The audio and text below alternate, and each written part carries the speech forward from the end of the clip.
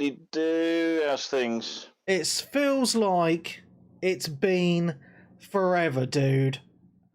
It feels like it's been at least 6 weeks. Well, it's been 4 weeks, give or take. Has it? Yeah, just over 4 weeks, dude. Yeah. Well, maybe 5 because I've been away for 4, so we recorded before I went away.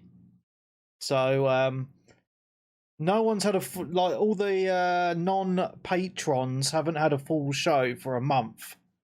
So, wow. Let's hope we give them a good one tonight, shall we? Yeah, well, it's not like there's a lot to talk about, is there? Really, like considering. I've got some stuff on my notes, which is cool. I've played quite a few games. Oh no, I'm sort of joking. It's the gaming industry. There's always something to talk about. Oh yeah, 100%. Plus, we're literally heading into the sort of gaming showcase month. That's correct. Yeah, that is correct. Yeah, so this week's show is for everybody. Literally, right? I've been away for so long, only doing Patreon shows. I've actually forgotten the order on what week's what now, so we're just gonna start fresh from this week.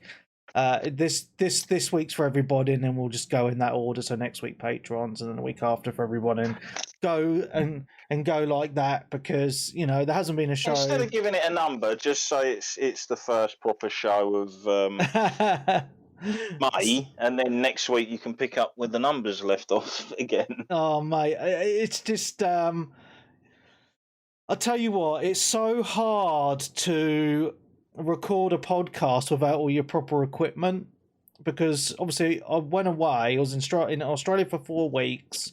I took my laptop, but I didn't actually take a proper microphone with me. I left my podcasting mic here, only because I don't. No Blue Yeti. No, I didn't take it with me purely because I didn't want it getting broken in transit. Because it's quite a heavy thing, right? And they're not cheap. I think I paid about 150 quid for it. So that sounds about right. So literally, all I took with me was my gaming laptop, my work headphones, and my dictaphone, which is what I recorded the one with Elliot with while I was away. And then the second episode we did with Elliot and Wes, I used my work headphones, and I don't think it sounded that bad, actually, to be fair. But obviously not up to the standard that I like with the Yeti. We Are Gamers. Yeah, Australia was awesome. So if you follow me on social media, you would have seen I've been putting loads of photos on Instagram and Facebook, and a few on Twitter, and some on our Discord as well. Man, it was lovely out there. The weather, I mean, it rained a lot while I was out there, but even when it's raining, it's like 25 degrees. You're in a t-shirt and shorts. Like here today, then. Yeah. So, it's lovely weather out there. I didn't get sunburn, which is good. I was very sensible. And we did a lot. Nicky coming in. I heard a beep. Oh, Nick is here. Yeah. Hello, Nick. Yeah. How are you doing, buddy? I'm good. Did I miss the start? No, we haven't started yet. We're just chatting. I'm just telling everyone about Australia. All right, Griffey. Nice to see you in the chat there. Yeah. So, it's just really nice to do a live show again, because when we first started doing a podcast years ago, we literally would record it, and then the only time that people would be able to listen is when I put it on the feed. And it's weird. It's like it's completely different doing it that way, and I'd completely forgotten, because obviously I did 2 shows while we were in Oz, and they weren't live streamed. They were recorded and then put out. And it's just a different vibe, because you're not on camera. It's much more relaxed. You're just chilling out, sitting back, just and you can edit a bit more and stuff like that. It's really weird doing it that. It was weird doing it that way again, and then obviously getting set up for this evening. I was like, oh my goodness, I haven't done this in so long. I've got to get set up, and it took me a little while to get my head into it, to be honest. Yeah, but we are here. Clicking back into place. Yeah, we'll do. So, Nick, hello. Right. How are you feeling? Yeah, good. How are you? Tired? All those hours at work you're doing? Oh, that'll start next week. I was on normal shifts this week for like 3 days. Now I'm going to be nearly 2 months of permanent 12-hour days, 12-hour nights.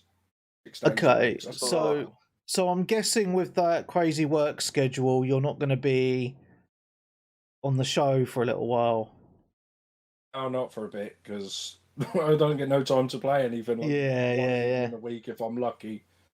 Okay, so that's just so people are talking about Fortnite. So yeah, well, I'll talk to you about that later because I saw you playing it on Xbox earlier, and I was thinking, oh my goodness. But so it's just so people are aware, Nick won't be on for a little while. Obviously, he will be back at some point, right? But obviously, real life does get in the way, so it looks like it might just be me and Darren. I'm always open to someone coming on as a third. Unsubscribe. Yeah, so if anyone's listening and wants to come on just for one episode or something like that, please let me know. Ping me on one of the social media channels. And I will endeavour also to try and get Peebs or Stunty or Dan or one of the Americans on from the old crew if they want to come on at some point, and that would be amazing. I know everyone's just got busy lives, and it is quite difficult. So I understand that, right? Caravanning at the moment, isn't he? Oh, is he? Oh, I think so. I think I heard he was like caravanning, and Dan's doing his like usual festivals. It's festival time, isn't it? Yeah, that's correct. Yeah. It's summertime, man. And you got to make the most of the weather. We don't get a lot of it in the UK, so I don't blame people for doing that at all, 100%. So anyway, shall we start? Give it a few minutes if you don't mind. Just regardless of some of your escapades in Oz. I don't know really much to tell, really. I mean, obviously, met up with Elliot and everyone, who is a patron got to listen to the whole episode. But just to give a quick rundown for those of you that obviously aren't patrons and didn't listen, Elliot, on my first week while I was in Australia, Elliot flew over from Perth, which is about a 6-hour flight. Wow. Yeah, so we made a big effort to come and visit me out there. So big props to Elliot for that. I know he is my biggest fan. But yeah, we had a really good time out there. We did Australia Zoo, and that was fun. We petted some kangaroos and saw some koalas and saw the Irwins tame a crocodile, which was quite cool. But the highlight was definitely Elliot organised a brewery tour for us via boat. So Brisbane is a big city, and that's where we were staying. Staying in the suburbs. So the city's only about 20 minutes from where my wife's sister lives. So went to Brisbane, got this boat. It's basically a party boat, and it took us to 3 different breweries along the river, and they gave us beer on the boat, and at each brewery we could just drink as much as we wanted. So I was doing paddles, all of them. And for those of you who don't know what a paddle is, it's like it's basically a wooden paddle. It's got 5 beers on, and you go from light to dark. So I was doing those in the breweries, and then having pints as well. And we were all quite sozzled by the end of the evening. And that was a really good time, actually. It was a really good way to see the nightlife of Brisbane as well, because it's something I hadn't experienced.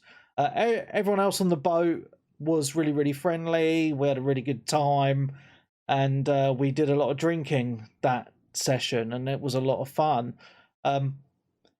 Throughout my time in Australia, I did a lot of drinking. My brother-in-law, he's Irish, and he's a big drinker, so we were drinking a lot. So yeah, I can't really keep up with him, but I gave it a good go. So yeah, drank a lot of beer, and beer is not cheap in Australia either. It's very highly taxed. The 2 most expensive things in Australia: alcohol and cigarettes. So if you smoke and drink beer, then you're going to be spending a lot of money out there. I think a pack of 20 cigarettes in Australia is the equivalent of £23. So that's just putting it into perspective for people. And a pint of beer is $12 to $14. So that's about £7 or £8. So yeah, spent a lot of money on alcohol, but it was well worth it. It was a good time. It's weird, Australia. A lot of stuff is like really expensive like that, and then some stuff is dirt cheap. But yeah, but one thing that's really weird about Australia is it reminds me of England about 20 years ago in some weird ways. One is there's so many fish and chip shops, it's not even funny. I think they've got more fish and chip shops than they do in a typical English town, in their little town areas. They're really into fish and chips out there. They're really into pies as well. And the other thing that really struck me is how early everything closes. So you remember back, many years ago in the UK where, it was very similar. Shops would close early, and they'd be closed on certain bank holidays and stuff like that. It's very similar out there. So, like, shops close really early out there, even restaurants and cafes and stuff. I went to a cafe on a Saturday, a busy day. I got there at 2:00. And I was like, I want to order some food. And they were like, no, mate, we're closing in half an hour. And I was like, what? 2:30? I was like, peak time, man. You know what I mean? Absolutely mental. And then we had it another time where we went to a restaurant, in a really busy area. This was on a Friday. And we got there at 7:30. And we were like, there was 8 of us. And it was like, we want to have a table, blah, blah, blah. And they said, oh, yeah, that's fine. But you need to order your food quick because the kitchen closes at 8:00 because we close at 8:30. I was like, what? Wow. You know what I mean? Like in the UK, at least 10 or something. Yeah. I was just like, this is so weird. So it's all those little things that I just found quite odd. Even in service stations, you get into a service station on a main motorway, and if you get there after 8 p.m, like the food places will be shut, like the McDonald's and the KFCs and stuff in there. It's fucking nuts, absolutely nuts. So yeah, it's just really, really odd. Over the last few years, we've just gotten sort of used to everything. A lot of things being open like 24/7 as well, and things like that. I remember years ago, that never used to, and on a Sunday, everything was shut. Everything. Yeah, I know. Remember when shops used to close on Wednesdays at lunchtime? Yeah, stuff like that, and back in the good old days. Right, shall we start? We're not. I thought we'd already started. No, I was waiting for Darren. No, he was just 3 bits. I'm all done. I was having a ciggy outside. That's all right. Oh, I thought you were. Yeah. Done. All right, are you ready? We'll go Nick, then Darren, yeah? Yep. Okay, and a 3, and a 2, and a 1.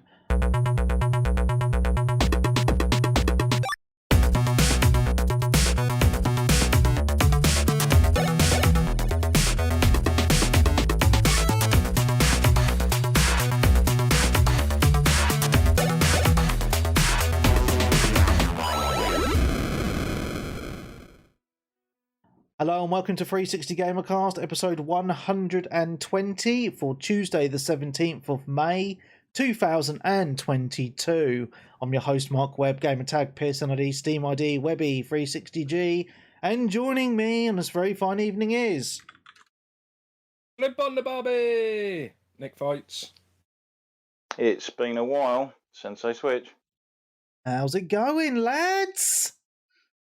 Hey, mate. Good. G'day, mate. Yeah. Your language now, Webby, in case you've forgotten how us British folk talk. Oh, I know. Oh, so just adding on from the conversation that we were just having about the differences between the UK and Australia, right? One of the weirdest things, right, is they don't sell alcohol in the supermarkets. You have to go to an actual they call them a BWS, a beer, wines, and spirits, like a specific shop to buy alcohol, and that's all it sells. Yeah, and they have license.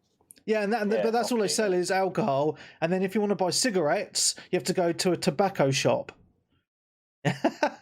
So they have these separate fucking shops for these two items. It's so bizarre, man. But they've got these really big ones called John Murphy's. And it's like a giant, like a big supermarket like Tesco. It's like a Tesco size, and it's just full of alcohol. Like any beer, anything you can think of is in there, man. It's fucking awesome.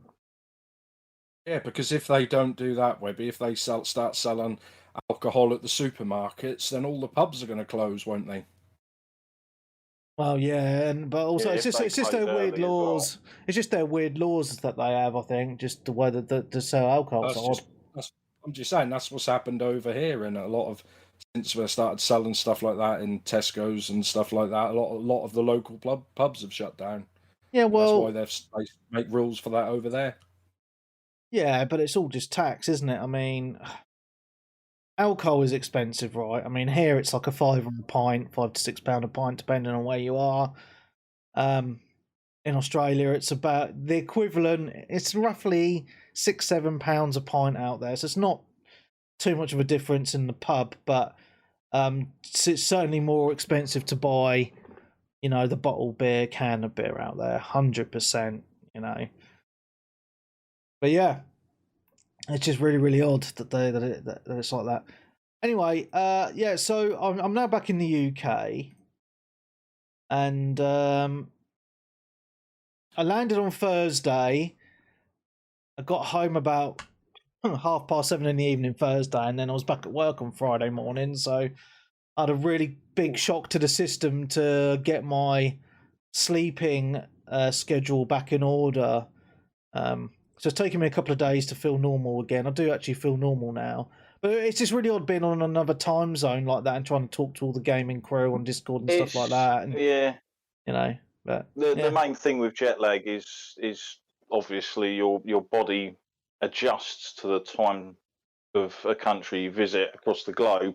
Yeah. And then when you return, it takes a while for your body to get back to this time. So you'll constantly you want to sleep, and you might be absolutely exhausted, but your body's telling you, like, no, it's like midday, mate. You should be up. Yeah. Yeah, I actually feel okay now, to be fair. I think, Get that every weekend working shifts, mate. Oh, I know, mate. I mean, yeah. That way. A day I could be like a zombie. Yeah. Right, so who wants to go first with the games that they've played this week? You want to go first, Nick? Yeah, well, he was first in order, wasn't he? We'll save the best till last, obviously. Because obviously I haven't played loads. I played about 4 or 5 games, but there's not many retro games though, so that's strange. Oh, that is, mate. Yeah. Played almost some new games. Wow, I am in shock right now. My Dreamcast is broken. Feel sorry for me. You broke? Oh no! What's wrong with your Dreamcast? It just keeps rebooting itself. Oh no! All the time, and I don't know why. So, and probably to get it fixed, it probably costs the same to like buy another one, but then another one might have the same. But apparently, it's a common problem and can get it fixed. I just don't have the time because obviously I send it away because there's not really many local shops that do retro consoles. It's just I'm upset because I've had it since 1999. 23 years. I just can't believe it's going. It's lasted a long amount of time. Yeah, I think I've had my money's worth. What's up with it? A disk drive? That just keeps rebooting itself. I think it's a power supply thing, something to do with the power supply. But I'm gonna probably send it back and maybe get it modded as well. That'd be a good idea. HDMI and stuff like that. Yeah, give it a bit of a service. Yeah, 2 birds with 1 stone and all that. So I'll do that when I get time. Cool. Yeah, so I've been stuck on a lot of new games, mostly I think they're all on Xbox actually. Yeah, the first one, this is Game Pass game as well. It's fairly new. It's called A Memoir Blue. Never heard of it, man. It came out on the Game Pass. It's like this weird little sort of like indie artsy style game where you walk around, like do little puzzles and stuff like that. And I just looked at it and thought, oh, I'll play that for a little while. And it's like a story game. No one actually talks though. It's just it shows you through pictures and walking around and stuff. I think that's basically the main character woman. I think she's fell out with her mother, and it sort of goes back and forwards in time, like where she was younger and used to be like a swimmer at school and stuff like that, and got like up, I think it's towards the Olympics because they were getting like medals and stuff like that. But you just sort of float around in like a weird sort of like dream world and things like that. And it's a really easy 1000G as well, which I know a lot of people still like the old.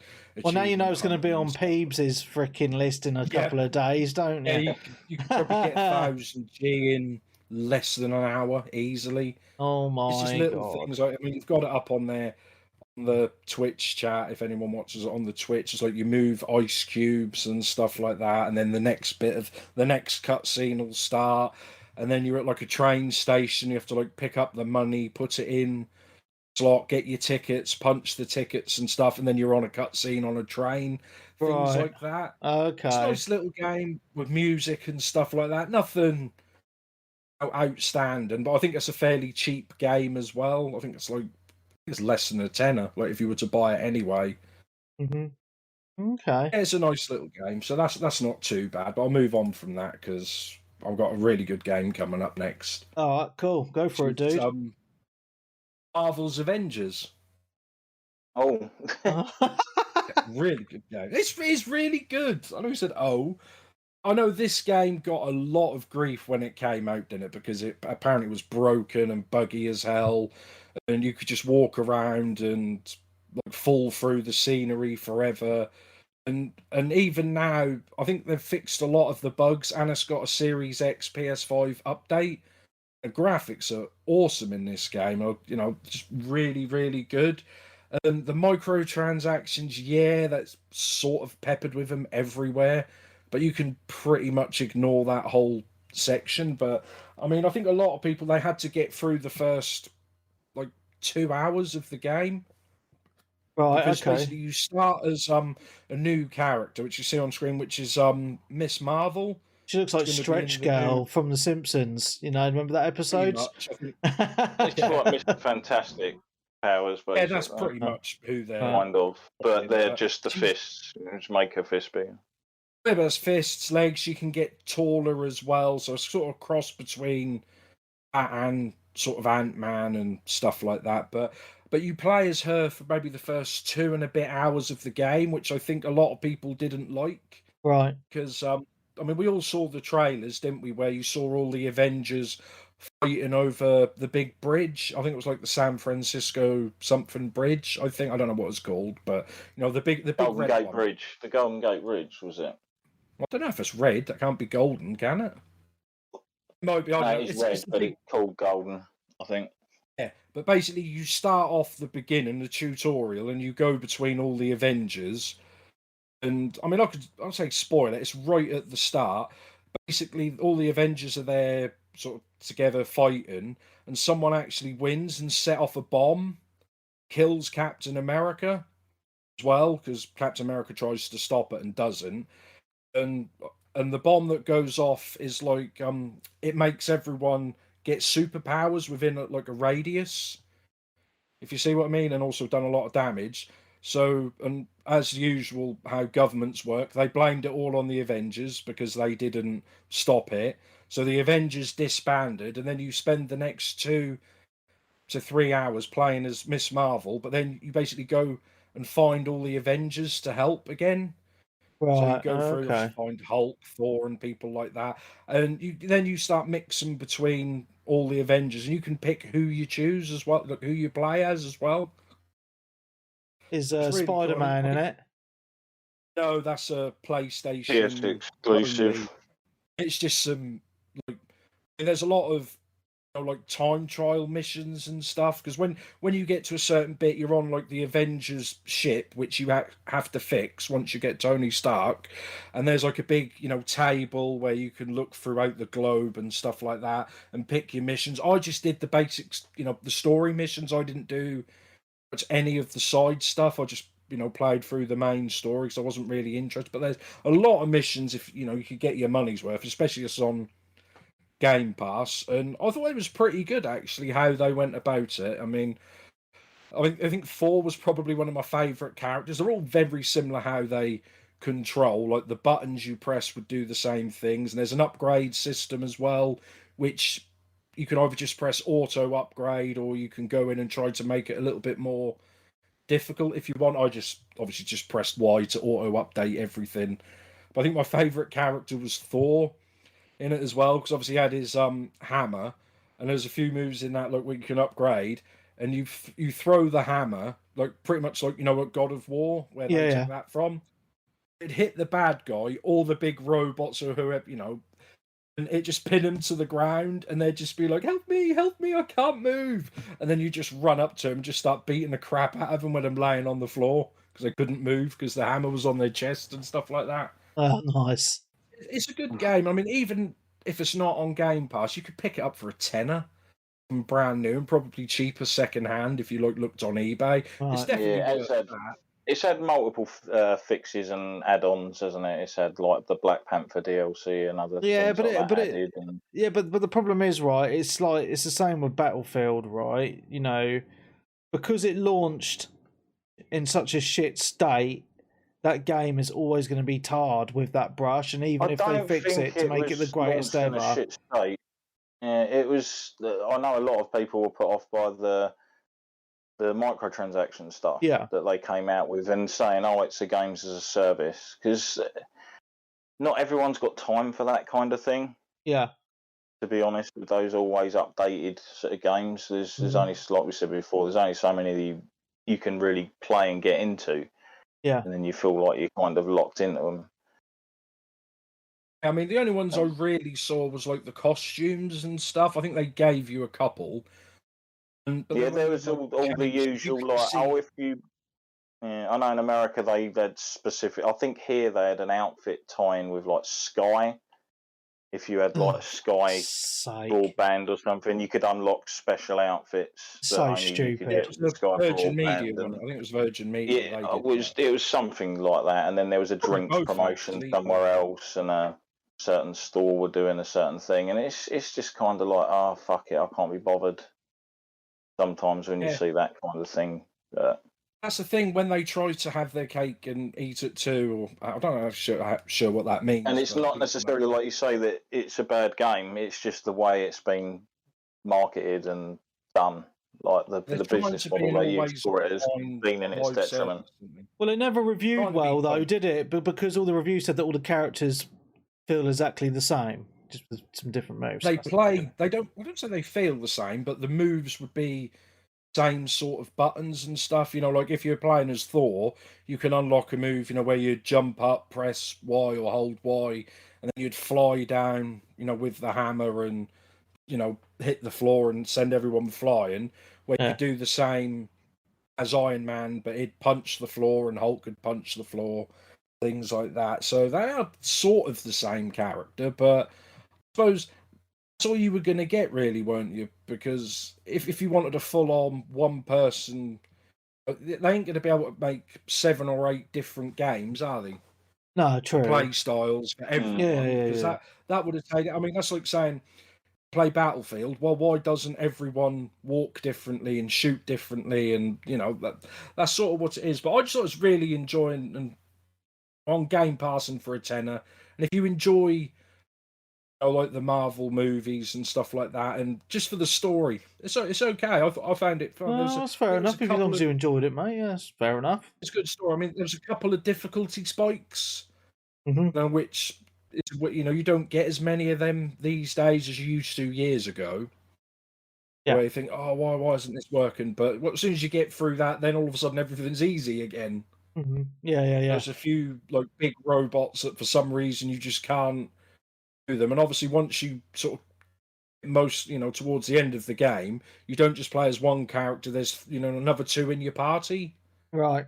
They're helping you as well, like they're AI characters. Okay.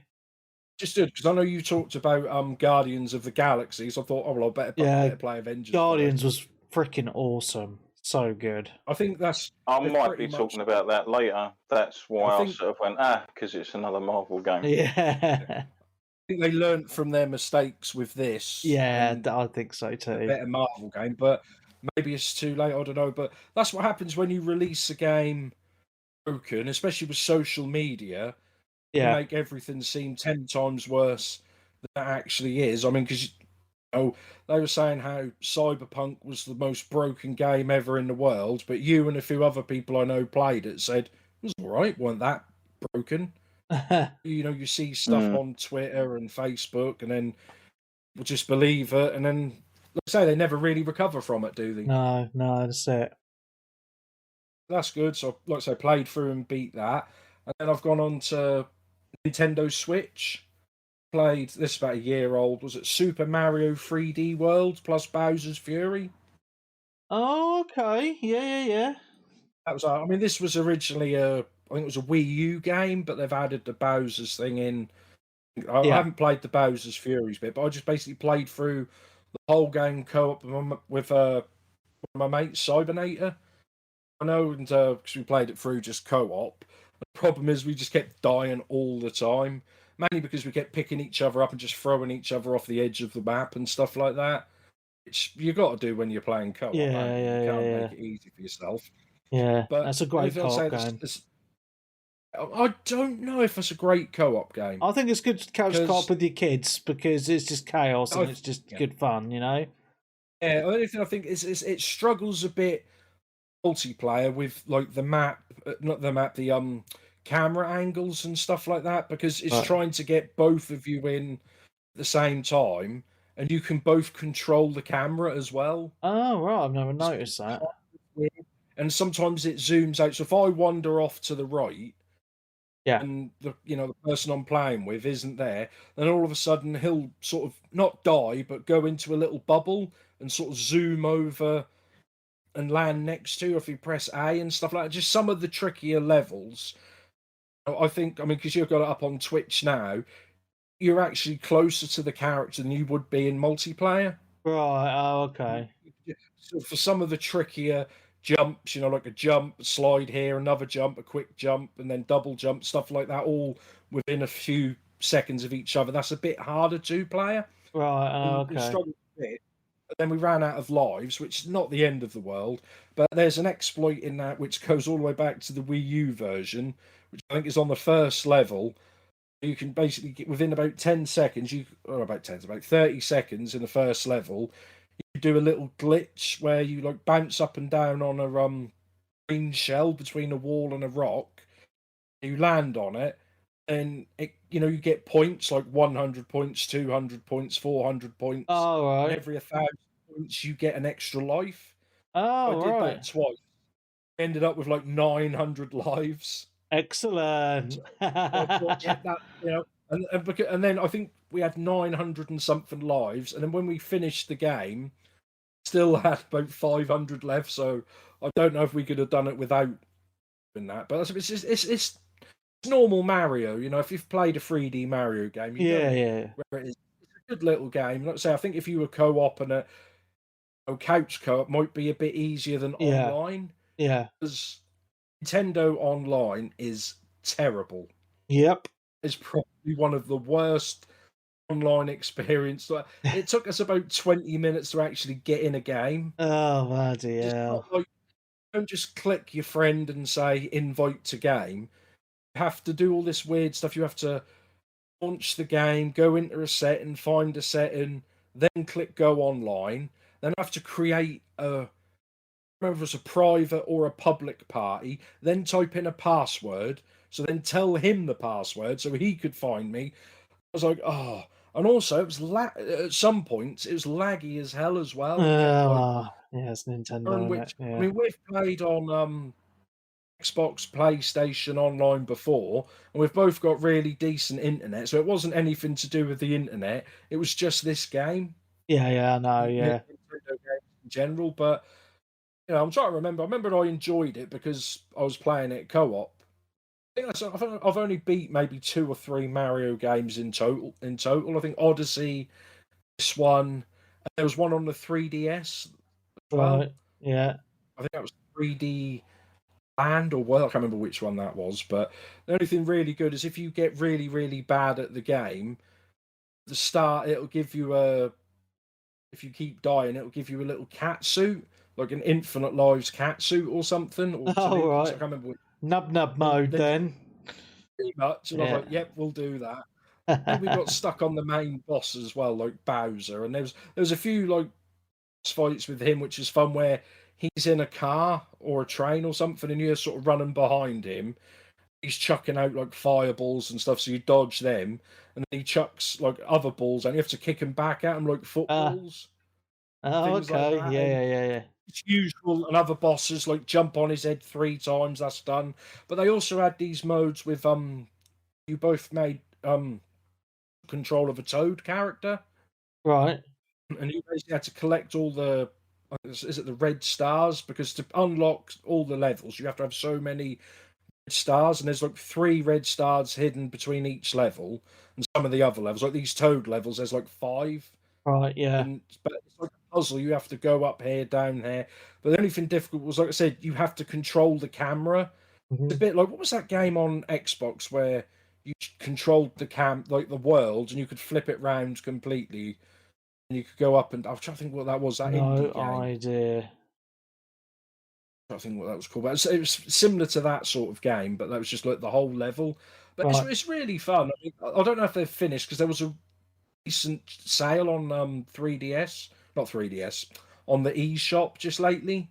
They were selling like most of the first party games for like 35 quid, and Shop 2 and places like that were matching it as well. Oh, that's good.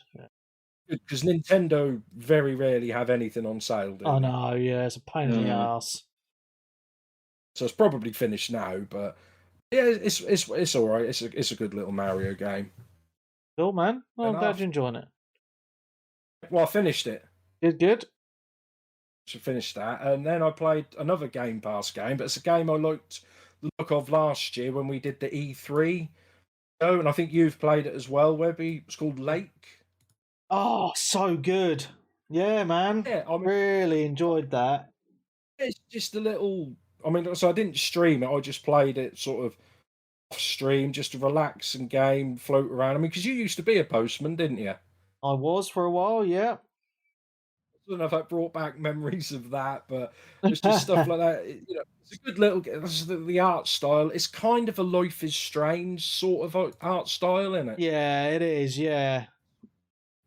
It's a little bit clunky. Like when you get in and out of the van, it's like press A to get in the van. You press it. It's like she ain't getting in the van. So if you press it again and stuff like that, and there's a few like invisible walls and stuff like that. But I think there's a lot of multiple endings and stuff like that. There is. I think there's like 3 endings of my memory, because I did all the endings for the Chivos.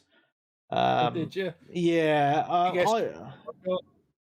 I loved the game, dude. I absolutely loved it because the game's very relaxing, and then it's got a little story to it as to why you're there, and you got the little and the music and the characters you meet along the way, and I because as you're going around, you do days at a time, but it's not like super loads of parcels and letters to post anyway, so they keep it at a decent amount, so you're not bored out your mind.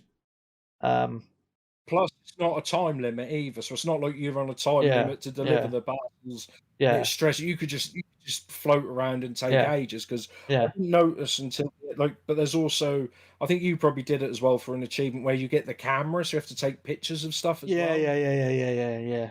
I've done a few pictures. I thought, I got bored of this now, because I haven't been as big like getting achievements, stuff like that now. Whereas if I get to the end and I have a quick look, think, oh, actually, there's only about 4 achievements left, and I think, yeah, I can do them. But if I get to the end of a game and I've got like 100G, and I look at them and I'm like, nah, can't be bothered anymore. Yeah, that's fair enough. Yeah. That's a good look. And also, something I found absolutely brilliant, and I don't know how they got away with it or how someone hasn't had a go at them. It says, when you go into the video store. Oh, that's brilliant, isn't it? Yeah. Where they've got the videos on the wall, they're just blatant rip-offs of actual movies. You've got and the art style is the same as the game. So instead of Blade Runner, it just says Blade Jogger. Yeah. Things like that. They've got Ghost Poppers and things like that, and you've got Brunch Club instead of the Breakfast Club. Yeah. The picture is the same as what the cover was for the videos. Brilliant. So I just thought, that's really cool. And I think, and the ending I got was I went off the woman who owned the video shop. So I went off to be a lesbian in the RV van. So I thought that was the way to do it. Yeah, fair enough. Got to be done. It's got to be done. Yeah, that's a good little game. I think it is really good. I get it last year, and I think I'm on in the category now. Whereas I look at these games and I think, I'll buy that. It's only £16. It's got Game Pass written all over it, and I think I said that when it came out. This is going to go on to Game Pass. I'm pretty sure this went on to Game Pass at launch. To be honest, it came out in the summer, mate. Did it? Oh, okay. Out August. I think it was August, September. It's only recently came out in the last. I think it was the end of April. Came out on PlayStation, PS5, and there's got a physical release as well. Right. Okay. Physical on disc is £25. Wow. Digitally is £16. Well, this is where Game Pass comes into its own. There's so many games that I'd never have even bought and tried, and you do find some nice little gems like this one on there. And that's what makes it worthwhile to me. Plus, I mean, a lot of people get grief because I think I've hearing a lot of podcasts, people talking, saying how Game Pass is ruining developers because people aren't buying their games. I'm like, well, Xbox are paying them to have their game on Game Pass. They've got money up front. So it's a way for reoccurring costs. Yeah, it's just basically they're taking a big chunk of money first, and plus people are playing their games. Yeah. Say if this company makes another game next year or something, I think, I remember that game. That was really good. You might be more enticed to buy it then. Yeah. And some people, some people have just got kids with Series S, and they're like, "Well, I'll pay for your Game Pass, play something on that." Yeah, that's all they get.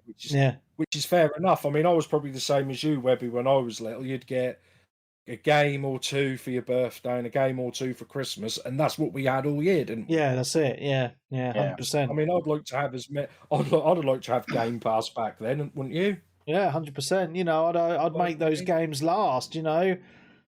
Goodness me, you'd have to, wouldn't you? Yeah. Man. Again, I mean, that's why, like I say, Final Fantasy VII.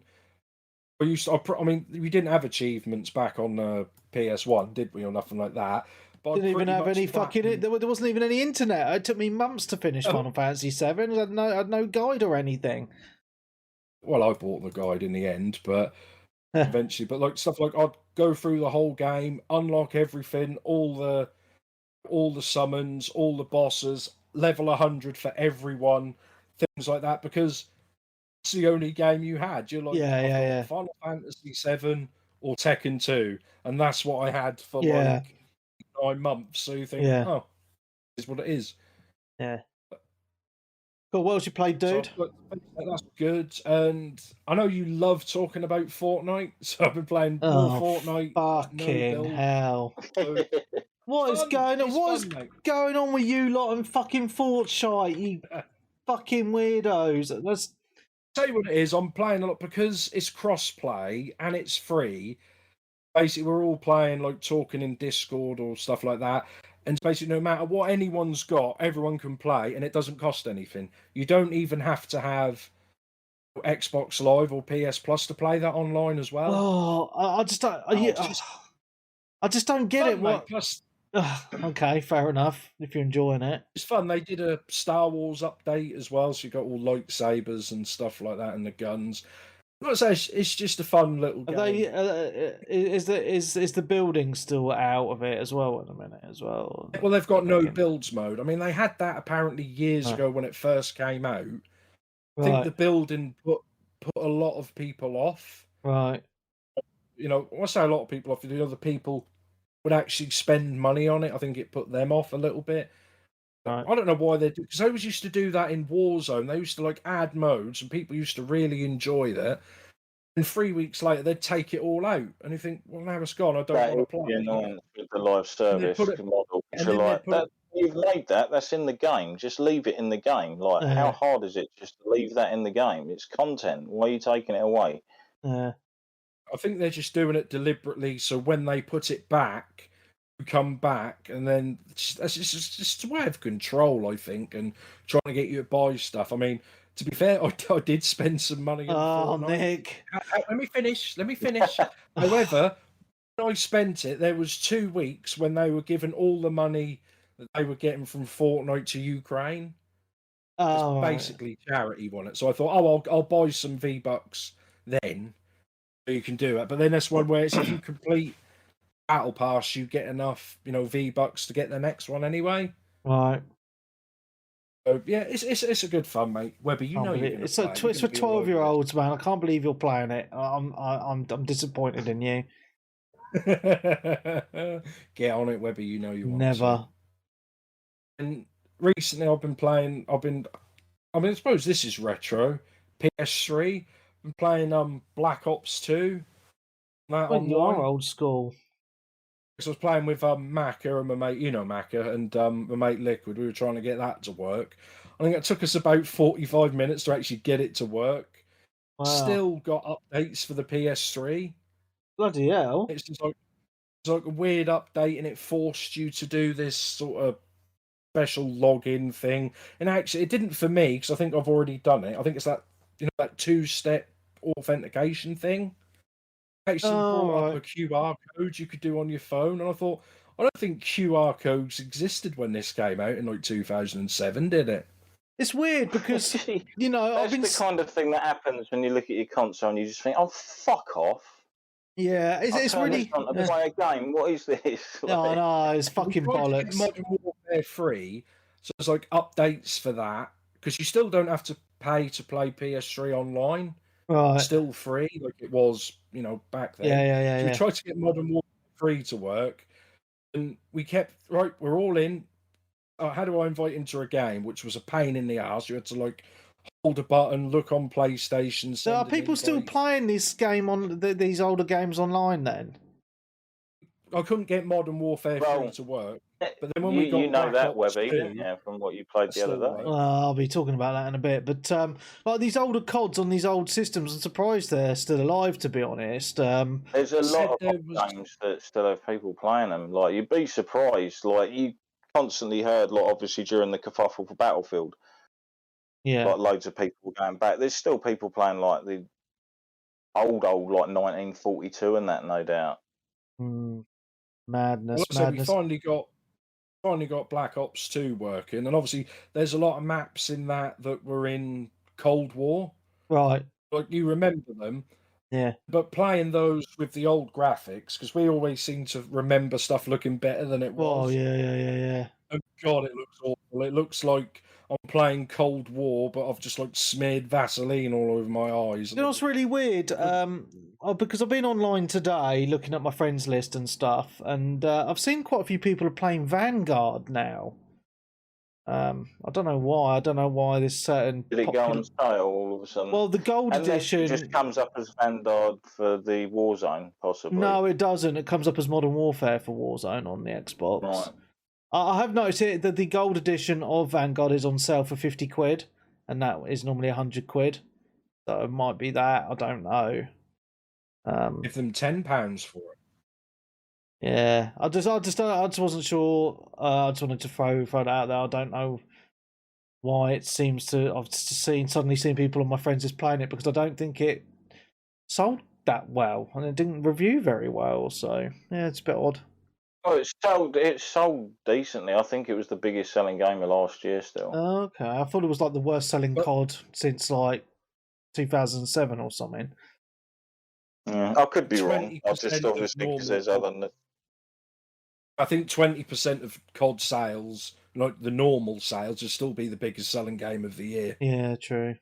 You've got COD and then FIFA, and then everything else is sells 5 to 10% of what they sell. Yeah, but what's it going to be? It's not going to be FIFA anymore because EA have lost the FIFA name in the license. It's not will licensed. be this year. Okay, this so after that, what are they going to it. call it? EA Soccer or something like that? Something like EA something FC or something, isn't it? Or is it EA Sport FC? Is it still going to have all the teams and the players really though? Stupid. Or is it going to be like Pro Evo with all like the fake teams and fake names? Yeah, yeah, yeah.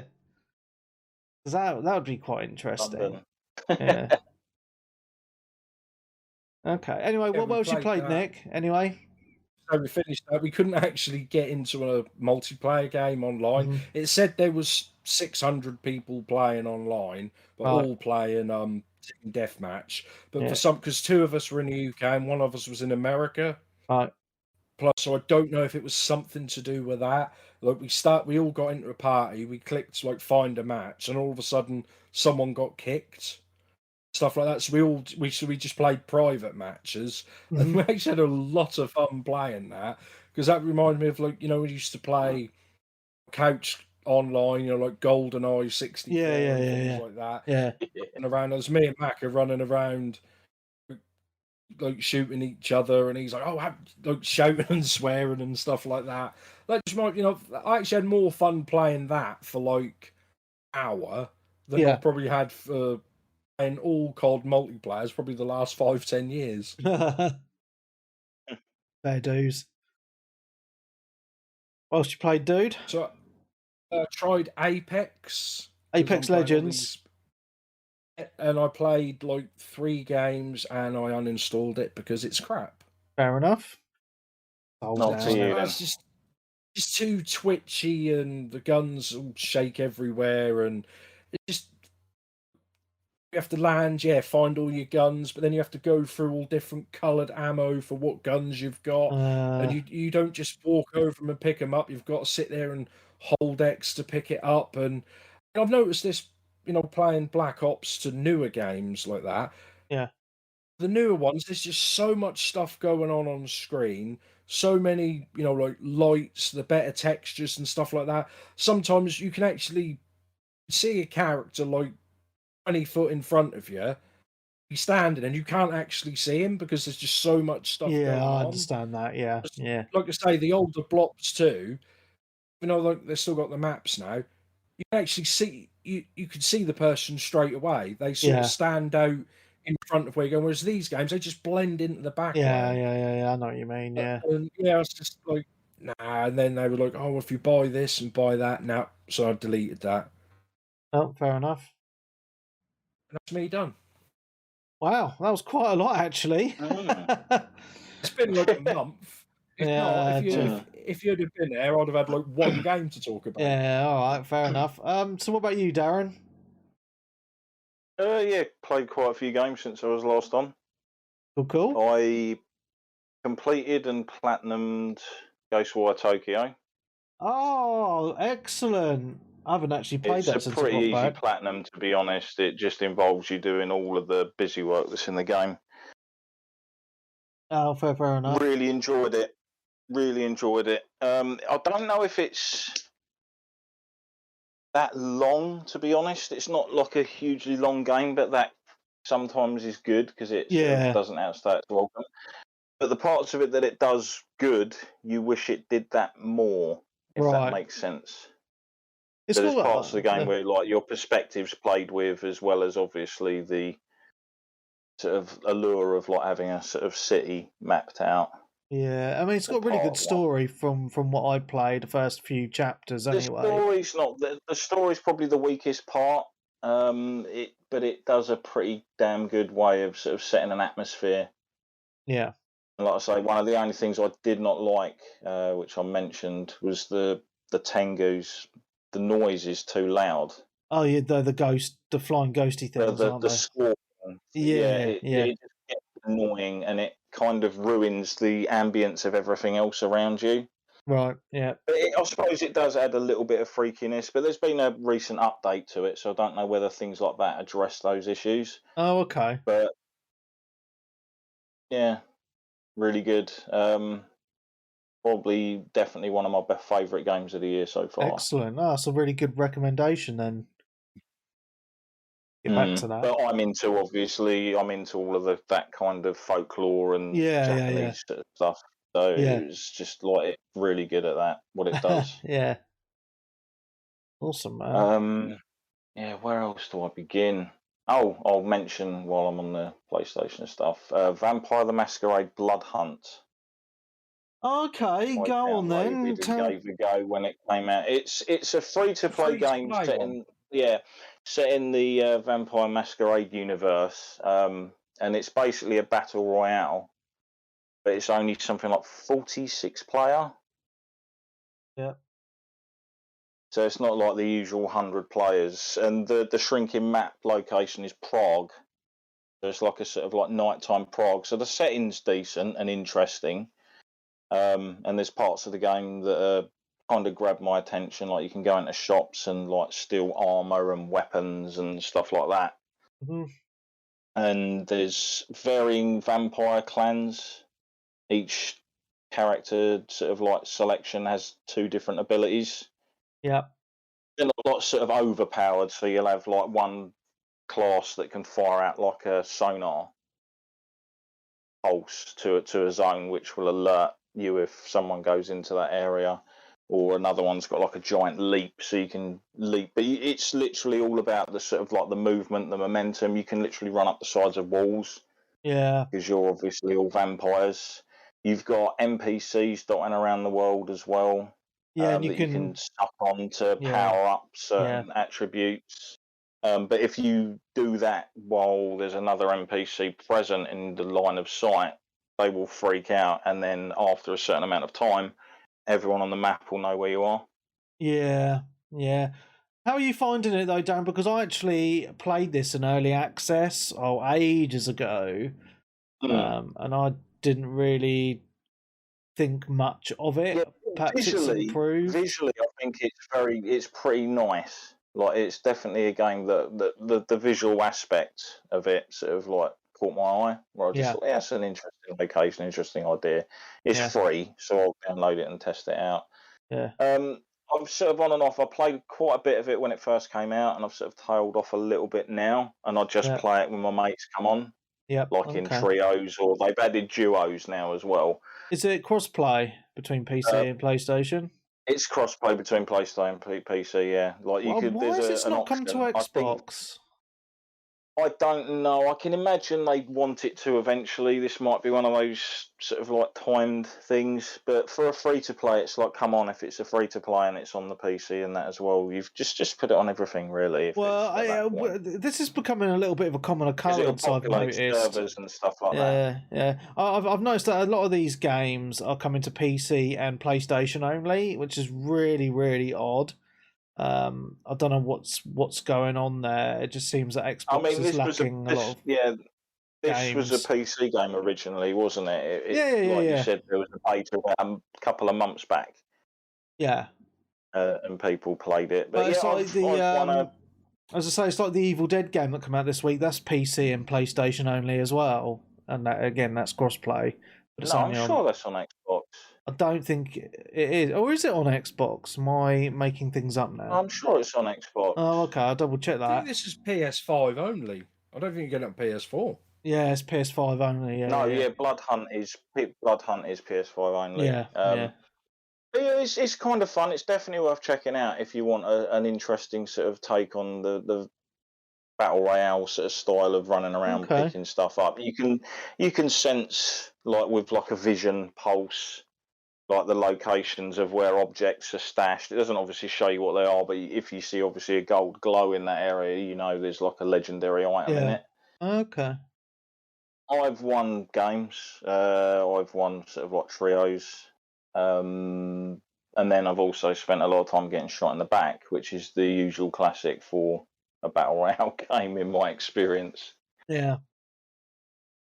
So it's equal enjoyment, equal parts frustration, depending. But it was easy enough to sort of jump in and out of games. And when you're playing solos, you do get one revive. Okay. So it's not like you're straight out. And I think the reason for that is it's only 46 player in the matches. Yeah. But obviously, if you're in trios, if you're out until your teammate gets to a certain area, and then he can resurrect you. Yeah. Similar to like how they do it, obviously, in quite a few of the games of that genre. Yeah. But yeah, that's good. I will get Final Fantasy out of the way because I believe the patch came out just before you went away. I think it was the week you went away. Right. I haven't resubbed So it yet. obviously it shows you where the story's kind of going from obviously the end of the big event. Yeah. That you just went through, and it's done really well. Excellent. Good I've to got hear. pretty good confidence that it's going to be just as good going forward, and they're not going to tail off. They kind of got the ball by the balls or whatever the fuck the saying. Ball by the horns. Yeah. And that's it. Yeah, that's the one. Excellent. And the new raid is a lot of fun and very well done in a regard. Okay. I don't really want to spoil it, but that's they're waiting for you. Well, if you wait a while, there's going to be a few other things added, so you don't have to jump in straight away. I've got some other stuff to do first, but yeah. That's it. But yeah, there's going to be another update soon that adds like the Beast Tribe stuff and whatnot. Cool. What else? Right. Right. We'll move over to Tiny Tina's Wonderlands.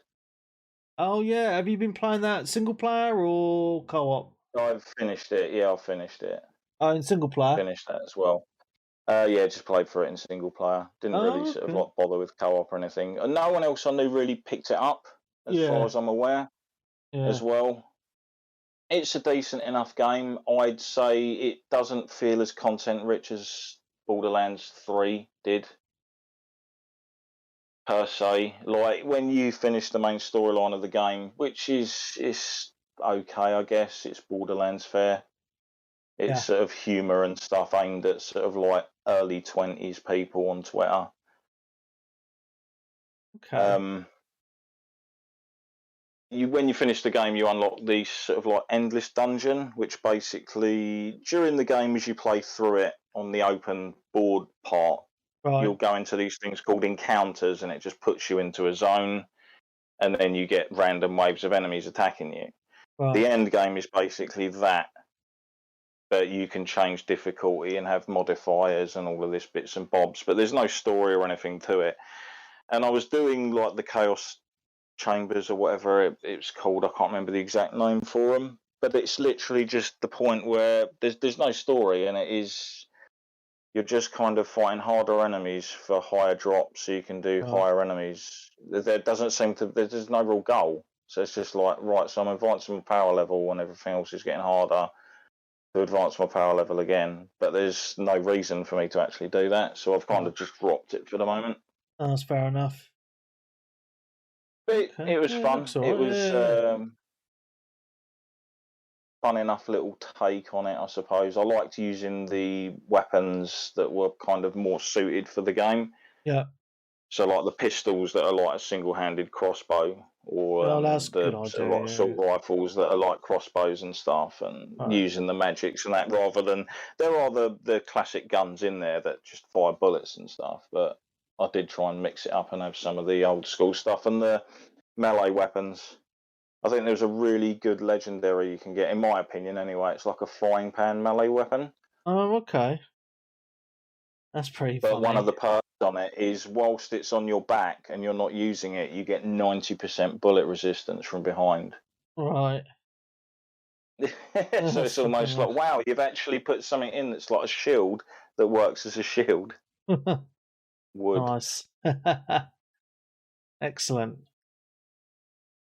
Right, just seeing what else there was. Valhalla still playing. Phantasy Star Online 2's having a year anniversary at the moment. Okay, is anyone still playing it? That. There's loads of people playing it. Like when I logged in the other day, I was like, "What the hell is going on here?" There's like music playing in like the sort of town city bit you're starting, and there was like loads of people all about dancing and doing stuff. Okay. And it was like some anniversary. You can sort of like go in and do extra little challenges to earn extra, the usual sort of like event of rewards. Yeah. There's like some pretty good new ones there for a newbie. Like I think there was like a shield with like 60 defense, which is fairly decent, and it had a load of perks and stuff on it, and you get that with like event points. Cool, man. But yeah, on to. Right, yeah, let's go there then. Marvel's Guardians of the Galaxy. Yes. Have you finished it? This is a fucking awesome game. Like, yes. I have to say that, like, we were so bad I feel so bad about us sitting in chat and going, what the fuck is this? This doesn't look great. I'm bored. You know what I mean? When they did that 20-minute presentation on it. Yeah, I remember. Show us the same 10 minutes over and over again, though. Yeah, basically, and then it sort of goes on and on and on. Now, I like the Guardians of the Galaxy films a fair bit. Yeah. And I think this game is better than the films. Yeah, in my opinion. Yeah. Like, some of the characters in this, I enjoyed more than I enjoyed those characters in the films. Yeah. Like, they have done such a good job of nailing, like, those characters down with their, obviously, like, their personalities and such. Yeah. And mixing it into a story that does end up in some pretty fantastical sort of thing. Have you finished it, Webby? Or Yeah. I finished it. I finished it just before I left to go on holiday. It's one of the I wanted to get it done before I went away, and I'm so glad I did because the game starts off. I feel it starts off quite slow, but then it picks up really, really well, and I just got so hooked. Not just on the story, even though the story is absolutely fantastic in its own right, but just I enjoyed the gameplay, the locations, the way you can control the other characters by setting off all their special moves when you're in the battles.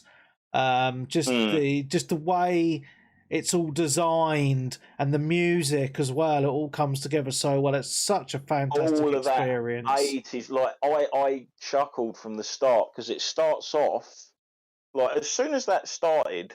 Yeah, I was like, oh, this, I can see why people were saying, like, no, this is a good game. Because obviously when you start off, you're in your room. Yeah. And you can move around. And it starts to give you that kind of, like, no, this has got, like, a little bit of Naughty Dog in here. Like, the way they used to tell the stories with, like, the interactive moving around and stuff at the start. And you're sort of looking around, and there's so many little 80s references around in that part. Like there's even a choose your own adventure, like Steve Jackson in Livingston book. Is it Death Trap Dungeon? I don't think so. You see in there, and there's like, it was on the shelf in the room. Yeah. And like Chewbacca toy, like the exact one from the 80s stuff, and it's sort of becoming part of the story in a way. Yeah, keeps sort of popping up and that. But again, it shows to me how well you can do a game that isn't open world. Yeah, 100%. Yeah. You go through some long old sort of like sections. The game's pretty long. Like I'd say it's about 20 plus hours. Oh yeah, it's a really long game. It really is, but it's so good. It's paced pretty well that you can do it sort of like a chapter at a time. Yeah, that's how I was kind of doing it. Yeah, and it sort of moves through, like multiple stories sort of happen as you obviously sort of going through, and the banter between the characters is superb and fantastic. Yeah. There's some really pretty emotional moments as well, giving them a lot more character. Yeah. With each of them, the game's got no microtransactions whatsoever, as far as I'm aware. Yeah. And all the costumes and things like that, you just unlock through playing through the game and searching for them in the levels. Yeah, that's it, man. Yeah, it's the really only well downsides. There's two downsides I've had. I had a couple of moments where the game kind of glitched out and I couldn't proceed. All right. I'll just say there's a part in the game where you've got to walk towards the camera with a load of people, and then it sort of interacts with people as you come towards. Yeah. That glitched out on me about 6 times. Really? Oh, where weird. I was walking down, it just stops, and then you can't move any further, and everyone's just stood there. Oh, and you bizarre. just reload the chip.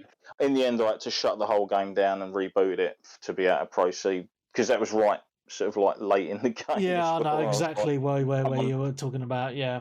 yeah, and the only other downside is 2 achievements have glitched on it. Oh. Okay.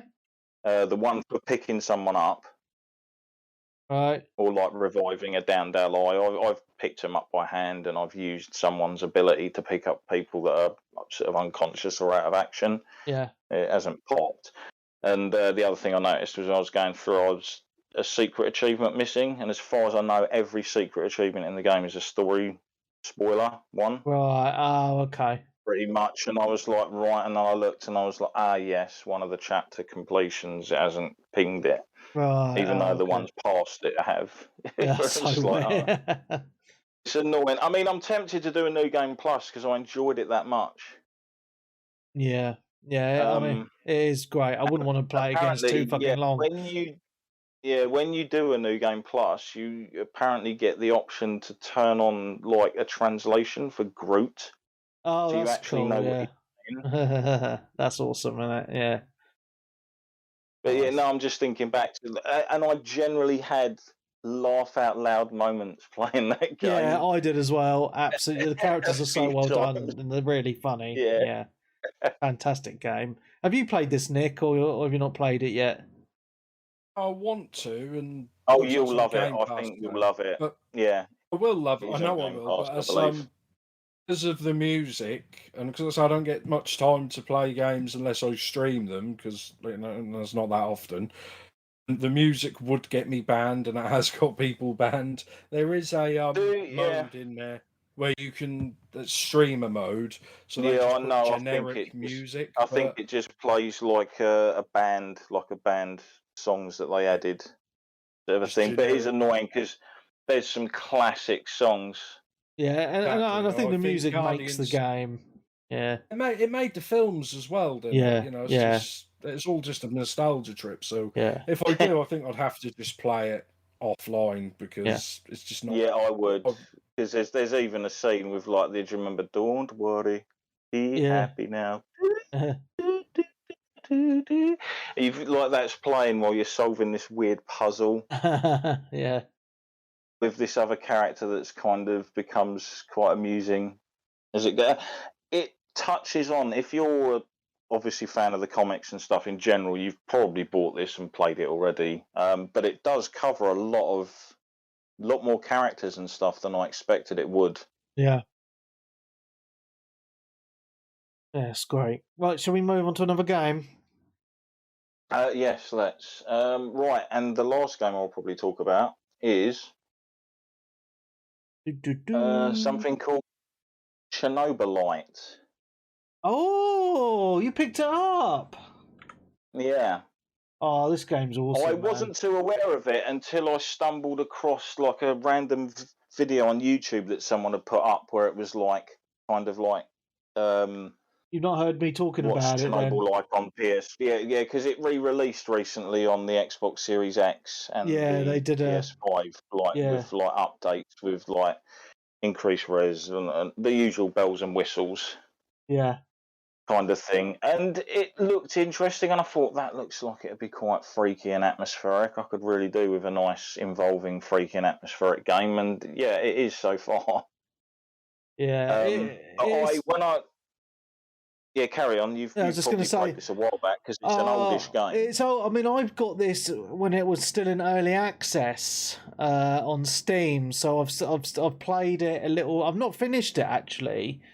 I played it a little bit in early access and a little bit when it launched on PC, and then they've done this enhanced edition, which I got for free because I bought the game initially. And it's a game that I want to get back into. I want to start playing it again because it's got quite a lot of cool elements. It reminds me a little bit like Metro in a weird way. It's set in Chernobyl. But it's got the freaky stuff and it's got like some base building stuff in it as well, which is quite cool. So it's got quite a bit of a mishmash. A lot more than what I was expecting. What, of the base stuff? Yeah, I mean, I heard that it was a survival horror. Yeah. Or like a survival sort of game, and didn't really think it was going to have that kind of aspect to it, but it was like a welcome bonus. Yeah. Because you progress through the game a bit at the start, and then you get somewhere which is basically your home base. Yeah, that's right. And then you can kit it out using resources that you pick up when you're on your missions and stuff. Yeah, that's Or right. venturing out. Yeah. And from that base, you can basically send yourself and your companions out on like fetch quests, basically timed fetch quest missions, which does show at the moment that the game isn't like truly open world. It's kind of, it gives you like 5 or 6 zones. Yeah.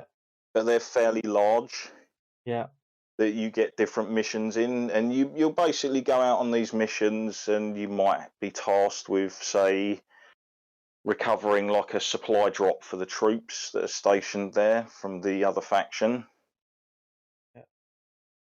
Because obviously all of these resources you're going to need yourself, because obviously at the end of every day you need to hand out rations to people, make sure they've got comfortable places to sleep, or it affects their morale. Yeah. So they don't perform as well on missions. They can come back from missions injured, which means they have to rest, etc. But it's mixed with all this sort of like weird sort of like, I wouldn't say it's horror, it's more sort of like mystery. It reminds me in a way a little bit of Singularity. It has that kind of Singularity. Yeah, I know what you mean. I'm playing it in Russian as well. Oh wow, cool. In Russian with the subtitles or whatnot. But yeah, it's a decent game for the price. I mean, was it like £25? I think it is for physical. I think that it's about the same, or maybe a bit less for the digital version of it. Yeah. But it seems to be kind of fun. It's got some pretty mysterious, weird stuff. There's, when you go back to revisit areas you've already been to, there's different things there, and obviously it sort of gets weirder as you progress through the days. Yeah. You're trying to sort of put the team together and collect clues to do this final mission in a certain area. Yeah. Yeah, so it's good, and I think it's gone under a lot of people's radar, and I've tried to pimp it out a few times, and yeah, I'm glad you've picked it up, man, and you've probably actually played it more than me now. I will get back onto it this week, so I can talk about it next week, actually, now you've reminded me about it. Yes. Cool, man. Is that it? I think that might as well be it for now, otherwise we'll be here all day, like, because we've played quite a bit after you went away. Yeah, so, okay, I mean, I've played more games than what I'm going to talk about tonight. I don't want to ramble on about, well, I've got quite a few now, but I don't want to ramble on about all the other ones. I'll talk about them another time, but yeah, so I've been in a bit of a weird kind of gaming mood, especially since I got back from holiday. But while I was on holiday, I ended up, because I took my gaming laptop with me. I ended up playing quite a bit of Rocket League. I just got. It's one of those games. I know it's quite old now, but I feel like it never gets old. You know, I just always find it a lot of fun. You know, I like to do the casual 3 versus 3 mode. Car football, man. I mean, well, what else can you say about it? It's just, when I'm playing it, I get really into it. You know, I'll end up like, like when you're playing a football game and you get quite angry when people like mess up, or when you start losing. Like, I get really into it like that. I get really angry at times, and like, come on, and I'm like, one more game, and yeah, I spent a little bit of money on it, and I bought the F1 pack, so I've got the Red Bull F1 car. I'm using that. I normally flip between that and the DeLorean, because the cool thing about the DeLorean is they don't. You can't buy it anymore, so unless you bought it when it came out years ago in the game, you're not going to have it. So it's a very rare car to have. But yeah, I just love Rocket League. I've been playing it on my gaming laptop while I was in Australia. I've also been playing it a little bit since I got home. So Yeah, I'm loving it. And also what I like about it is you can flip between different devices. So PC, Switch. I played it on PC, Switch, and Xbox. And your saves, your save, your progress, and all your unlocks for your cars transfer between all the different devices as well, which is really cool. So that is yeah, good. Yeah, to have. yeah. It's it's a really really good game to play. Just if you've got a little bit of time or just you don't really want to be thinking about much, it's really really good. Okay, so just sticking to PC for the moment before I move on to Xbox. Been playing a little bit more of Battlefield 2042 since I come back off holiday. Played it for a few hours yesterday. It's I'm still enjoying it, but it's still it's still not perfect in my opinion. It's still got some performance issues on the PC. Not glaring, but there's still some there. But I don't know. I'm enjoying it, but it's just I don't know. Just as I say, this feels like there's still something missing, and I can't quite put my finger on it. It just doesn't feel like the Battlefields of old, which is really really frustrating. But I'm still going to carry on trying to play it every now and again, just because it's Battlefield and I've bought the game. So yeah, and just try and carry on with that as I can. Played a little bit of Halo Infinite today. This game, man, like it fucking depresses me. It's just the lack of support, I think, that's annoyed people the most. As I was trying to find the words, and I think you've summed it up perfectly there, Darren. It's it's a live service game, right? So it's free. You don't, it's a free to play game. They're multiplayer for console and PC. It's cross play. It's been out for like over half a year now, and live service games are meant to be constantly updated, new maps, new game modes, blah blah blah. This has had 2 new maps and a new game mode in this new season, and the new maps are, in my opinion, dog shit, and the new Last Guardian standing mode is just a bit meh. So yeah, I can see why people have fallen off it, and it's just such a shame because when it launched, I thought it was great, and it was great when it launched because it was fresh. Had all the new maps, and we thought, well, it's live service, going to be constantly adding stuff, and it's free for free all over. They just constantly disappoint, and it's just a shame to see. One of the greatest FPS franchises in history has gone down the pan. So yeah, it's just a little bit frustrating, really. So there's that. So going on to another FP. Let me just. I want to move on from system to system. So, just talking about PC. Just very briefly again. I picked up a board game to play with Wes and Frosty and whoever else wants to play it. It's a game called Demio. Now, it was initially just for VR, but they launched a Demo. Demio. Is it Demio or Demo? Well, I'll just call it Demio. I know there was one called Demo that came out on. I think it was PSVR possibly, unless I'm getting confused with something else entirely. Well, it's a board game, right? And basically, it's like Dungeons and Dragons, yeah. So you got so you got 5 characters that you can choose between, like your wizard and your archer and your thief and your warrior, etc. Right? And it's online, so you can have 4-player co-op online. You can play it single player as well.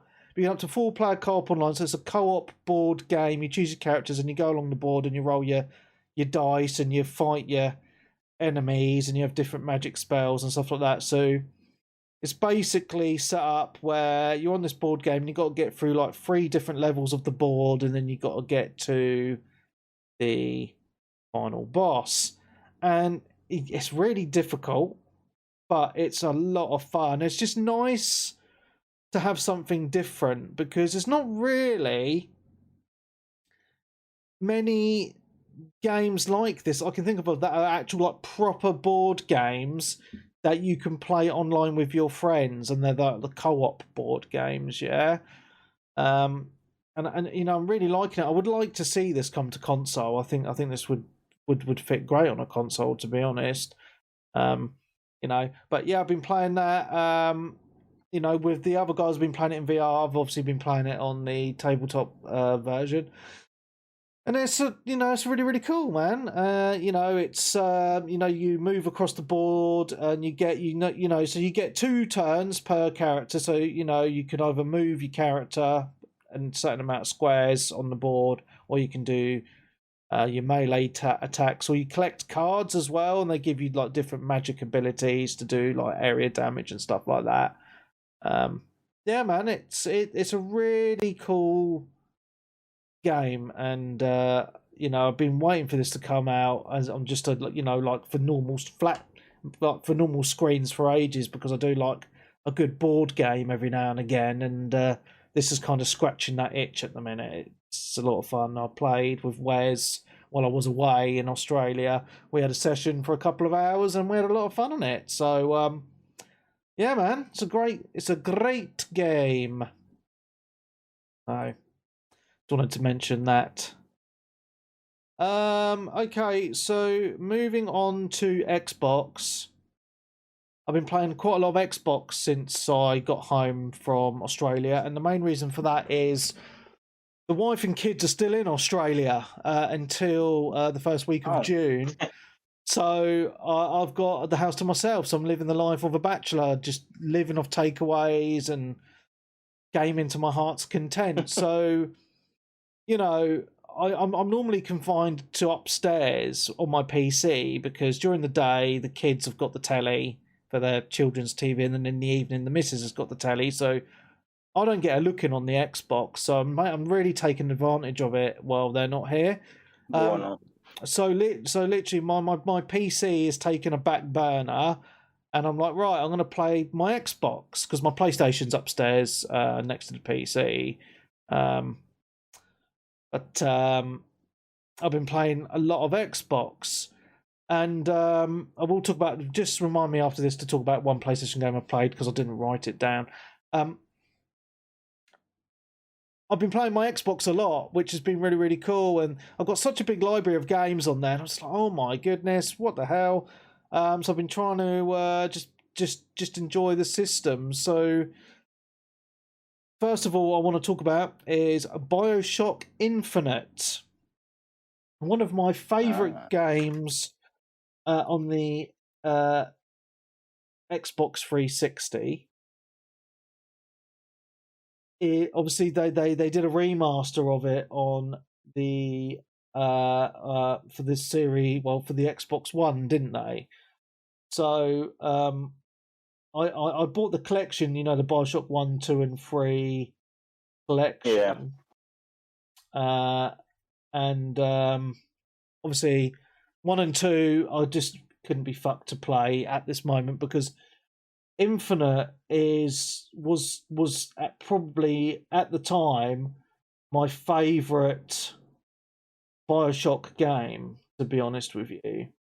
Yeah, it really, really was. Sacrilege. I know. The original's so good. Like, I know, the original too. I mean, very good, unique atmospheres to them. Like, yeah, I mean, all of the Bioshocks I think are amazing games. I'm not going to take that away from them at all.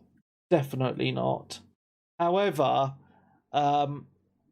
Bioshock Infinite, when I played it, you know, I just absolutely loved it. I even bought the statue of the bird.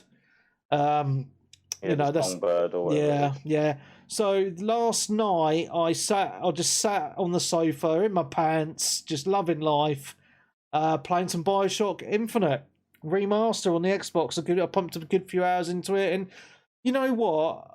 It holds up really well. You know, for an Xbox 360 game, I mean, obviously all they've done is HD it up, right?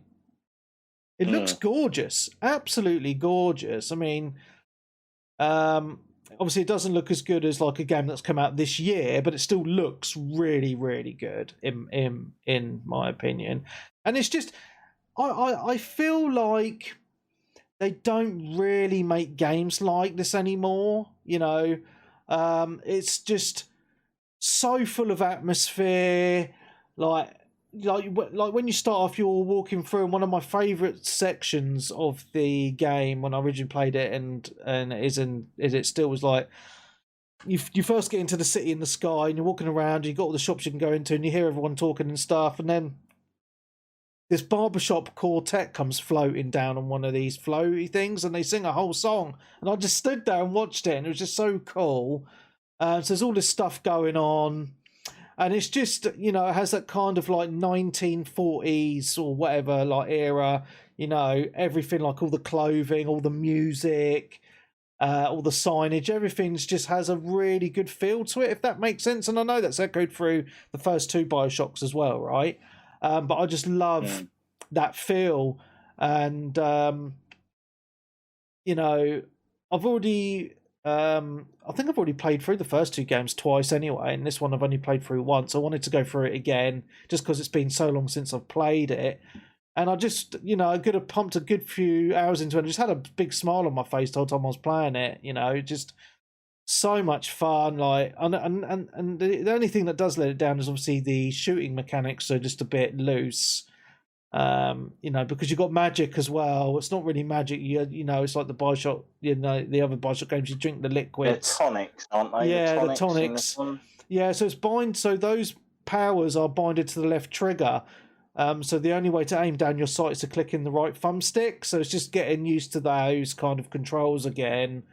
But yeah, I mean, Bioshock Infinite is such an amazing experience, and yeah.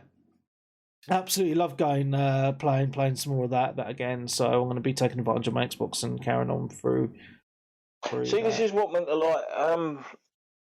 I was actually thinking the other day about this, like when it comes to obviously the atmospheric games with a friend, and they're the ones that usually stick with you the most. Yeah. Because every now and again, like when I feel like when people obviously talk about like games from last year and stuff, every now and again someone will be like, "Oh, Resi 8," and I'm like, "Oh yeah," and then I remember how good I felt like playing that game. Yeah. Like again, it's another game that brings back like just a really well done atmospheric, messed up kind of thing where you explore some pretty interesting and cool environments. Yeah, 100%. But you know, with Bioshock Infinite, they do touch on a lot of different themes as well, which I kind of I'd completely forgotten about. You know, because it is set. You know, it's meant to be set in kind of a bygone era.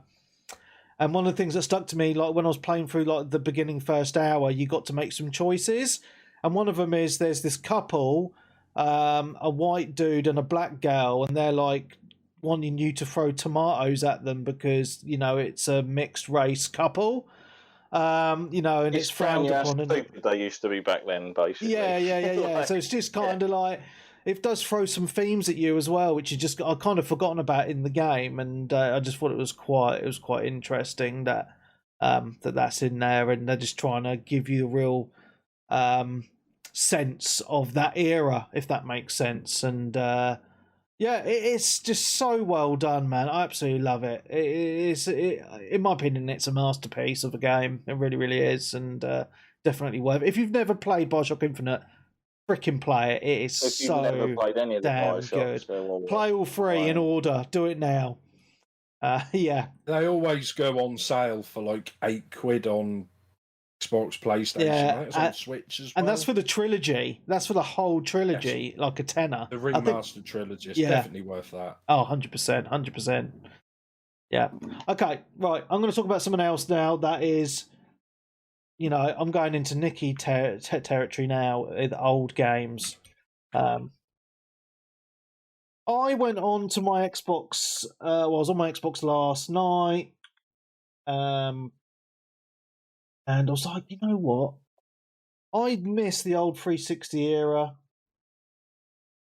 I'm going to play Ghost Recon Advanced Warfighter 2 and see if the multiplayer is still alive. And guess what? It is. It is alive and kicking. I was gobsmacked. This game is 15 years old. Oh, it makes me feel so old. I loaded up it on my Series X and I searched for a multiplayer game, and within a minute I was in a lobby with people and they're all chatting away in game chat. You know, and it's just really weird because it loads up like the old Xbox 360 kind of logos, and you press the start and select button together on the controller and it brings up the old Xbox 360 dashboard. So weird. Feels very retro. Anyway, so onto Graw 2 in a lobby, a full lobby, 16-player lobby, playing team deathmatch, and I was so shit, but I had so much fun because, like, this, in my opinion, is probably the best Ghost Recon game ever made, and it has a lot of features that we don't see in games even now. Yeah, and these are features that I think. Oh, the multiplayer were crazy. Like the multiplayer stuff you could do with that game. The amount of maps you had. The size of the maps was good so it had well. like the game modes. Yeah, top of my head, I had over 60 multiplayer maps, which is insane. But the main thing for me is what I really love about it on a tactical sense is in the top left-hand corner of the screen, there's a little camera, and you can switch between, or there's a little screen, and you can switch between the cameras on all your teammates, which is insane. I haven't seen that in any other game since then. Yeah. So you can if me and Darren were playing, I could switch to his body cam, his helmet cam, and I could watch what he is doing in the game on the map while I'm playing as well, and it just makes for really good coordination. Also, I remember on some of the game modes you could have a drone as well. You put the drone in the air, and anyone can tap into it and see the drone's feed, which is absolutely fantastic as well. And the whole control scheme I really love about Graw 2, because like you hold down the left trigger and it does it in like a half kind of zoom mode. Do you remember that? Yeah? What are you laughing at? No, but you just reminded me. I was just laughing because there was one thing in that game that was a bit shit, but it was the graphics. So many laughs. No, the grenades. Throwing grenades. Yeah, they were. Like you had to kind of, didn't you have to angle it and then hold down the button for a certain amount of time? But I don't know if there was actually a bar to even gauge. It was like a guess. It's a guess. The amount of times people used to just throw them and they'd bounce off a tree right back into their face. Yeah. Yeah, so but as I say, like the aiming mode I like because left trigger is like a half zoom mode, and then you click in the right thumbstick for like a looking down your sight, and I really liked that kind of way of aiming and shooting. But it was really, really cool because I went into game chat and everyone was really friendly, and we all just had a good laugh in there. I just said, look, I haven't played the game for donkeys. They said, oh, don't worry about it, we're here to have fun. It's nice to see people playing it still, blah, blah, blah. And, I had a really good time on it. So, it goes to show this game's 15 years old on Xbox and people are still playing it on Xbox now. It is nuts that the game is still that's kicking. The thing. You'll get some people that'll be like, oh, I'm really surprised. Like, how people, I didn't know people still play that. And it's like, yeah, they still play it because you can still play it. Yeah, and it's a great game. You can still play, like people will play them. Yeah, 100%. Take it you only had like adults in the chat playing. As I say, you didn't have no 12-year-old screen. No, it was all music, No, I mean there really wasn't as much back then anyway. I think because when the 360 first came out. I think for about at least the first year, I remember there always seemed to be sort of like older people online that you'd bump into, less of like the youngsters and like the kids. Yeah. I think it's because it was new, wasn't it? A new machine, 300 and sort of reasonably expensive, at the time. When it start filtering down in the next couple of years, I suppose that's when that sort of happened more. Yeah. I don't know, but anyway, I just wanted to mention this because, sitting here, I'm living my bachelor life for a couple of weeks, and what I've really noticed that,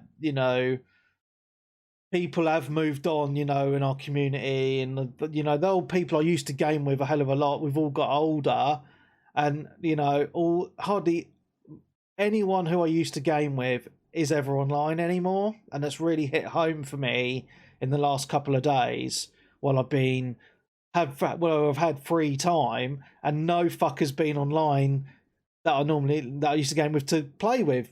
You know what I mean? So I was just kind of yearning a little bit for the good old days, and that's why I thought I'd load up a bit of Graw too. And yeah, I've got a really good nostalgia hit playing that again. So yeah, it's a really great game, and yeah, I had a lot of fun on that. So yeah, man. Okay, so a few more games then. Just briefly mention. Had a really good session on Saturday with Frosty on Sea of Thieves. I'm not going to mention any more on that. Just saying that the game is still great, and we had a lot of fun playing that. I also download. This is a game that I have been playing on PC, but also downloaded it onto my Xbox. Call of Duty Warzone, and that only because I haven't played it in ages, and I just fancied playing a COD for some reason. I don't know why. I just fancied playing it, and they got this new King Kong versus Godzilla event going on. So I wanted to check that out, and it's actually a hell of a lot of fun. So bearing in mind, I haven't played Call of Duty Warzone since they they added a new map and changed all the guns and stuff, because I think when Vanguard came out, they added all the World War II weapons and shit. I've not played it since then, so it's been a long time since I've played COD Warzone. And I thought, well, Peeps was telling me about the King Kong versus Godzilla event. I thought, you know what, I'm going to play it. And you know what, I've had a lot of fun on it. I played it a little bit on my PC, and then I put it on my Xbox because I fancied sitting downstairs. And you know what, I'm really enjoying it on the Xbox because there's something about sitting on the sofa, in gaming, which I hadn't done in so long, just sitting on the sofa, with a controller in your hand, just playing a COD. And, the COD games suit controllers so well. I had a really good amount of fun playing this on the Xbox. Obviously, I played it on my own, just with randoms because no one else was online. And yeah, just really enjoyed it. I'm actually thinking of picking up Vanguard now because it's on sale, but I'm holding off because it's one of those. I don't like to. I'm trying to stop myself making impulse buys these days, so I'm holding off to see how I feel maybe in a few days or so. So yeah. So talking about older games as well. Today, I did actually play online with someone who I hadn't played online with for a while. Pudster. You know Pudster very well, don't you, Darren? Oh, right. Yeah, played with him a while back. I haven't played with him for a while now. Yeah, I was playing some Division 2 with him today on the Xbox. Because obviously, yeah, isn't it a new season or something? I have no clue. Because obviously I rinsed it on the PC, did absolutely everything, and then I picked it up on the Xbox to play with Peebs, and then Peebs just kind of abandoned me and didn't want to play it anymore. So I jumped on there with Pudster today and started the New York DLC with him.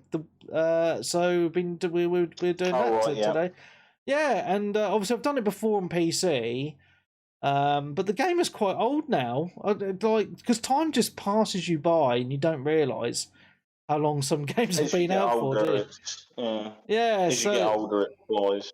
Yeah, so obviously it is quite an old game now, but pumped a few hours into it today with Pudster doing the New York DLC, and it still holds up really well, I think. Like graphically, and the gameplay is a lot of fun, and it still looks nice and well made. It just kind of didn't have the legs for me compared to the original. No, because once you finished it, it's kind of like, well, I'm fucking nothing else to do now. So, yeah, I just enjoying it, and it's just nice. It was just nice playing an Xbox game online with someone in Party Chat because it's been so long since I've sat and done that on my Xbox with someone I know. So yeah, so that was a lot of fun.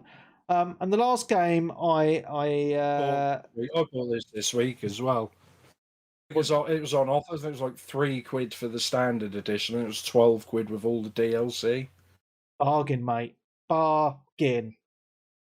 Probably try to play it once they turn the servers off, though.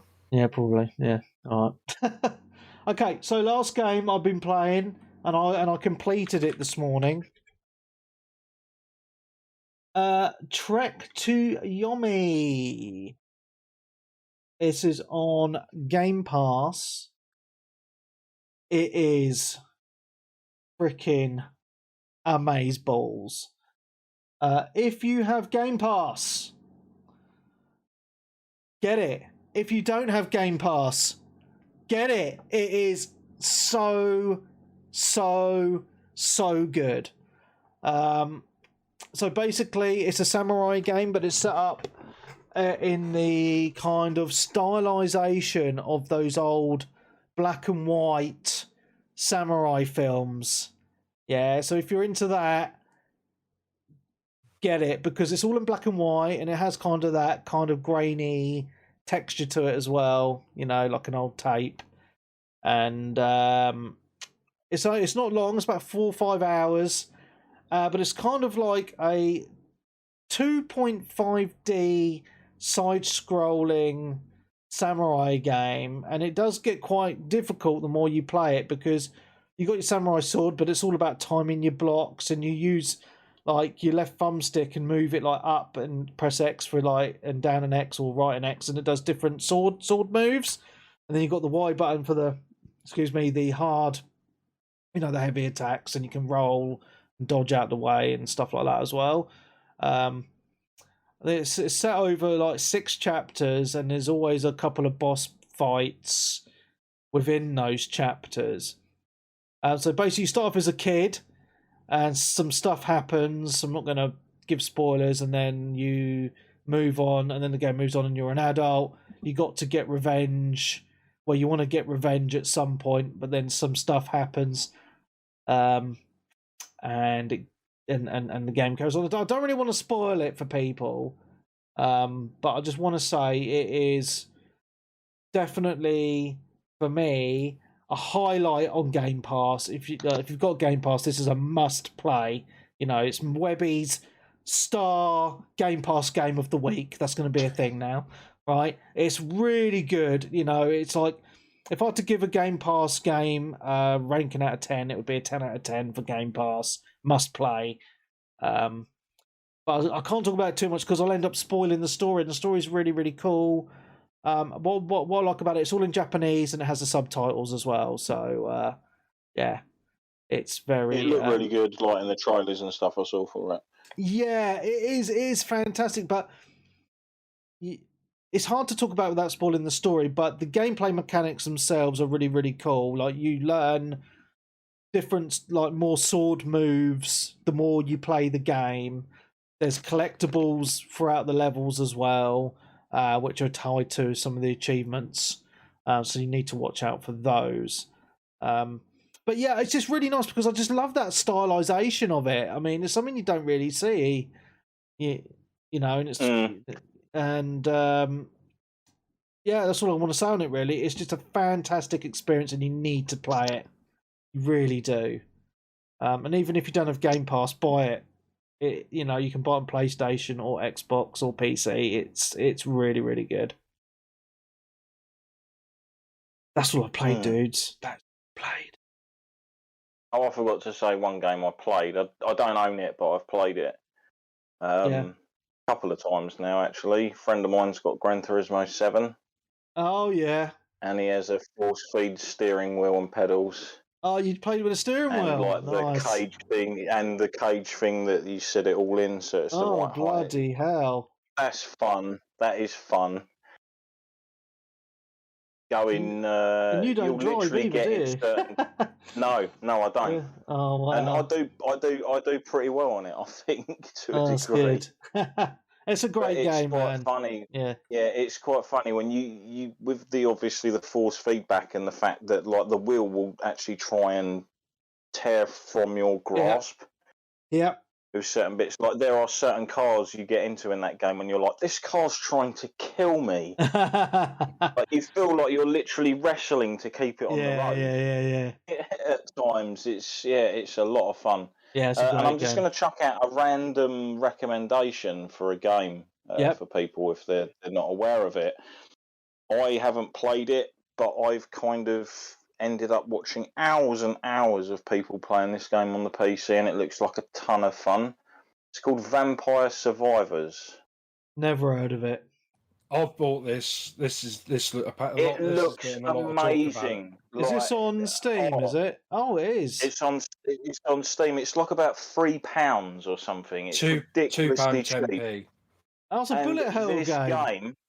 No, this is the thing. The game plays itself. You just move the character around the screen. That's, I think, the only interaction you have, is you just move a character around the screen and you have constant waves of enemies closing in around you, which increases the time goes up. And you just move the character around to pick up experience orbs and stuff and chests that level your character up to give him more abilities to keep you being able to survive, and those abilities can go mental, and the game gets like, where the entire screen is just filled with enemies. Like, for the price it is, I was just like, wow. And it's really fun to watch people play this as well, because you can see some crazy builds that they come out with to obviously get through it. This is something I'm actually hoping eventually ends up on like console as a cheap little download or something, because it just looks like that kind of game where you like, I'll stick that on for a game, see how well I do. And as you play through it, on Switch, won't it? Yeah, you can. There's characters to unlock. There's abilities to unlock. There's little challenges in the game for people to do to unlock other things. There's like all the money you earn in the game you can then use to unlock certain characters if you fulfill conditions, or buy permanent power-ups for your character, so you can start always with like a bit more health, faster radius, or like XP buffs and things like that to help you level faster, etc. Are you watching like things for it now? Yeah, I'm gonna pick it up. It's £2.09. It looks great. You can't argue with that value. No. In my opinion. Yeah, I hope this comes out on a lot of things. You could probably even maybe get away with having this on phone at some point, considering all you're doing is really moving the character around. Yeah, it's only 200 meg. I wouldn't say toilet game, because the games can last up to 30 minutes long. Oh, really? Depending on how well you play it out. Yes. The longer you survive, the harder it gets. But at the end of 30 minutes, death comes and basically insta-kills you, unless you've got certain abilities that can maybe keep him away. It is apparently possible to kill death. Okay. 2 minutes is good. I've got people playing it on my friends list on Steam, so yeah. All right. Yeah. All right. Cool. Okay, let's just get into the news then. There's a little bit of news, and I just want to talk about very briefly. Apparently, Square Enix lost $200 million on Avengers and Guardians of the Galaxy.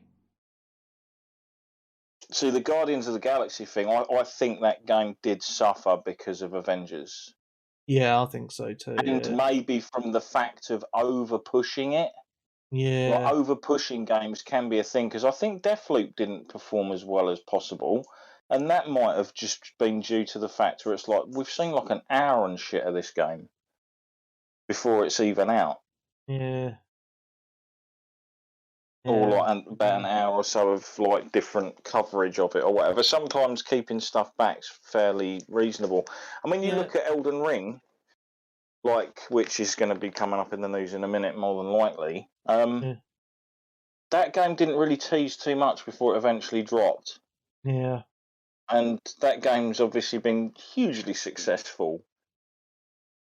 I don't know what's going on with Square Enix. I mean, I think we talked about it. I'm not sure because I forget Like time just flies. But they sold off a load of their IPs, didn't they? All the Western developers and IPs. Yeah, so Tomb Raider, Thief, Deus Ex, to some group called Embracer Group for $300 million. Which, you know, isn't a lot, but they're now looking at Square Enix are now looking at focusing on blockchain and NFTs. And what's really funny is there's a massive crypto crash going on at the moment. So NFTs have completely crashed, Bitcoin's completely crashed. I wouldn't all say of completely, that. but they're going down rapidly. Yeah. So it's almost like it's not real. Yeah, funny that. Yeah, so I wanted to mention that. There's rumours going away at Konami, isn't he? Yeah, big time. Yeah. I mean, Square is still probably they've obviously got Final Fantasy 14 is the game that has literally kept them going. Yeah. Like without a doubt, like even on the outside looking in, you must be kind of like, how are they still going if they just keep flopping everything that kind of comes out or under form? Let's go, because 14 did exceedingly well. It is like a story that I doubt will ever be repeated in the gaming industry again, of turning absolute failure into something that's like saves the company almost, including a video game franchise that started off where they thought it was going to be the final game they made. Yeah, that's it. So they'll have that. They'll have 16, but then there's a lot of people, like fans, thinking like, what the hell are you doing after that? Especially when you're getting rid of like your stuff. But I think hopefully the blockchain stuff just goes to mobile crap at the end of the day, because they've got quite a fair bit invested into like their mobile stuff. Yeah, definitely. It's like, not for me at all. Yeah, another bit of news though, which is quite interesting, is Titanfall 3 has reportedly been spotted for pre-order in GameStop in Germany. So, and apparently it's real. So, you heard it here first, folks. Titanfall 3 is in development. Are you excited? I didn't play I played the first one briefly, but didn't bother with the second one. Which, although I heard a lot of people were like, it's great. I don't really look for sort of parkour in my FPS games. Fair enough. Very good. As much. Yeah. I've heard all the people that play it seem to like absolutely love it, and so it kind of got treated like shit, because wasn't it thrown out in a stupid release window in between Battlefield and Call of Duty or something? Yeah, but if the multiplayer had legs, people would just carried on playing it though, wouldn't they? So, one of those things. But yeah, the single player was really good. Okay, next bit of news is from Bethesda. Starfield has been delayed until 2023, and another game I had no idea was even a thing, a game called Redfall. Yeah, so they've both been delayed until next year. I'm sure I called that like a while back. Yeah, it was quite funny because when because we hadn't seen much of it. Yeah, there's that 100%. But when Wes and Sly were on as well, me and Wes both said that we don't think it's going to come out this year as well. And so me, you, and Wes have all been proven right. It was only Sly that thought it was still coming out this year. But one of those things, man. So but it's quite interesting because I don't think Xbox have got really any exclusives coming out this year now, really, are they? They'll buy one, probably. Yeah, probably, yeah. Because Stalker's not coming out for a while now, I think. If it ever comes out, to be honest. If it does, it'll be at least 2 or 3 years away now. I mean, their dev team are literally fighting on the front line of a real world war right now. Some of them probably won't. Some of them probably won't even make it out of there alive, to be quite honest with you. So, I don't envision this game being finished for a very, very long time.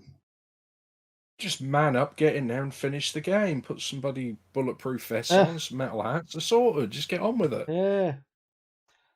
Next bit of news though, which was quite interesting. When I was on holiday, I was noticing that Xbox Live was having some issues, having some server outages that lasted, and some people couldn't play any of their games for 4 days, even their single player games. Because of the DRM, you have to be connected online for them to verify that you own the game so you can fucking play it. I think this affected my copy of Valhalla because there was a multiple amount of days when I stuck the game on and it told me I didn't own the DLC. What? Even though it's installed on my hard drive, so I'd have to keep restarting the game until it recognised I had it. Because obviously I can't really load a save file when my character's kitted out in DLC that it says I don't own. Yeah. I don't think that would go down very well with the game when I load it. Yeah. Yeah, so that was up to 4 days, which is obviously upset people, and Microsoft do need to sort that out, to be honest. It's not on, if you own a game, you should be able to fucking play it, even if you're not connected to the internet, or if their fucking stupid servers go down. So It's just a games thing in general. It's not just Microsoft, though, is it? PlayStation will have the same. It's getting like it's just their turn. In the armour to come through to be like, oh, hang on a minute, this doesn't work as we thought it did. Yeah. That's it.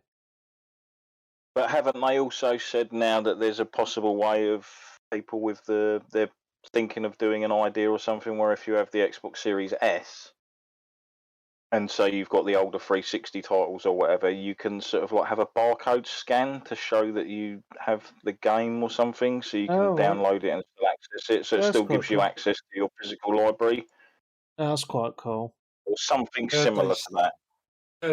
So if you had a Series X or Xbox One, if you had the disc in there, or it was linked to your account, then they could sort of you could play it on the S.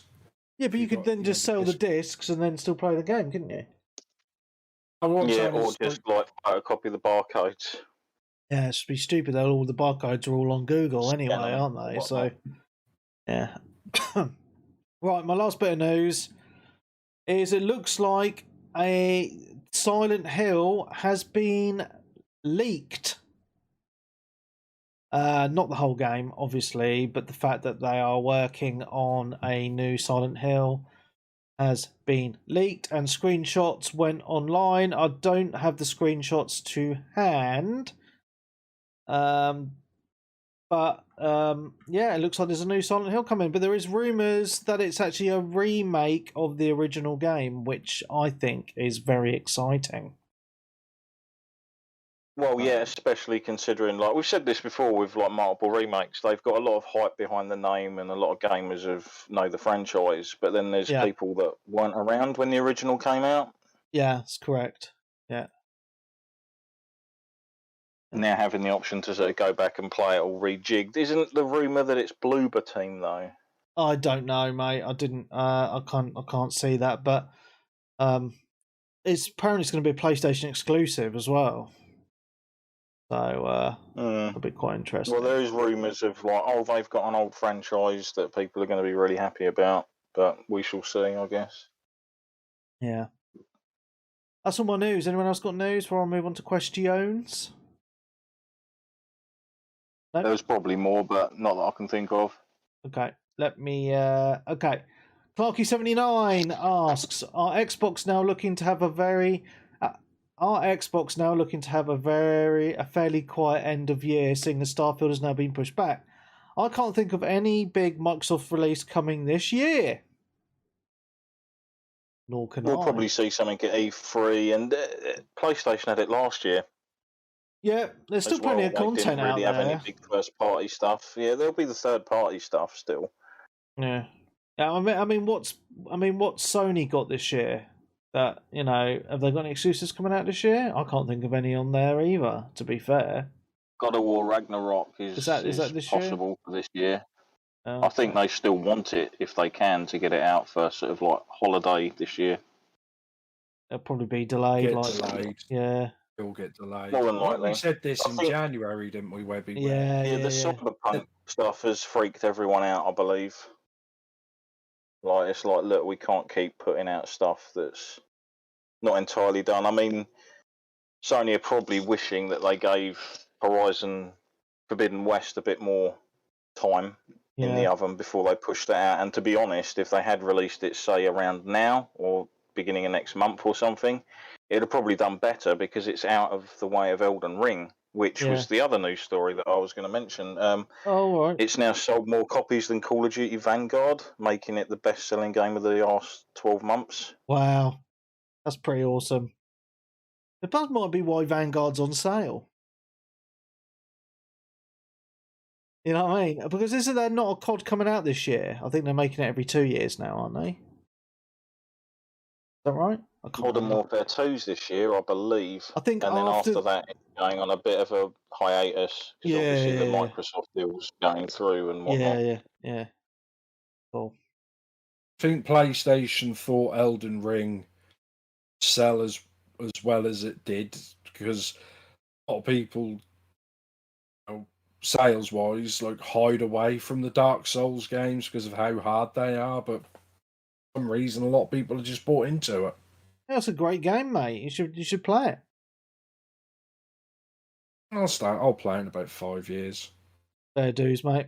I think their estimation was like 40% of the players they think have never played a Souls-like or Souls game before. That's pretty awesome. So a lot of copies on eBay.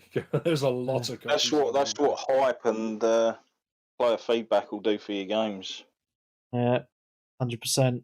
A lot on eBay, and that says in the description. Yeah. Did it once, too hard. Yeah. Okay, Terry Phillipson says, what are your thoughts on even more delays to Xbox exclusives? And with the usual 5 to 6 year life cycle of consoles because of the pandemic, do you think the next version of consoles will be delayed? I think we're going to see another mid-gen upgrade on the consoles again. Definitely. Possibly next year. But yeah, but I think they're still going to keep their console cycle, maybe. I don't know. I mean, the time it's taking to make games now, I mean, who knows, man? Who fucking knows what's going to happen? Tough call, isn't it? Yeah. I mean, I said it before, and I don't to call anyone out, like individual, whether it's the developers or the management, publishers. Video games industry is just terrible when it comes to like managing itself. Yeah. Like, every game gets delayed, takes so long to make the games, and you hear nothing but excuses all the time. Oh, well, it takes so long because of this reason, that reason, bloody blah. And I said, well, I get that. Yeah. But like the management, when they're in pre-production of the thing, I said, right, how long are we going to take to make this game? Is it 2 years, 3 years, 5 years, whatever it's going to be? How they get them so wrong and they get delayed for years and years. Yeah. People get restarted, management teams get sacked.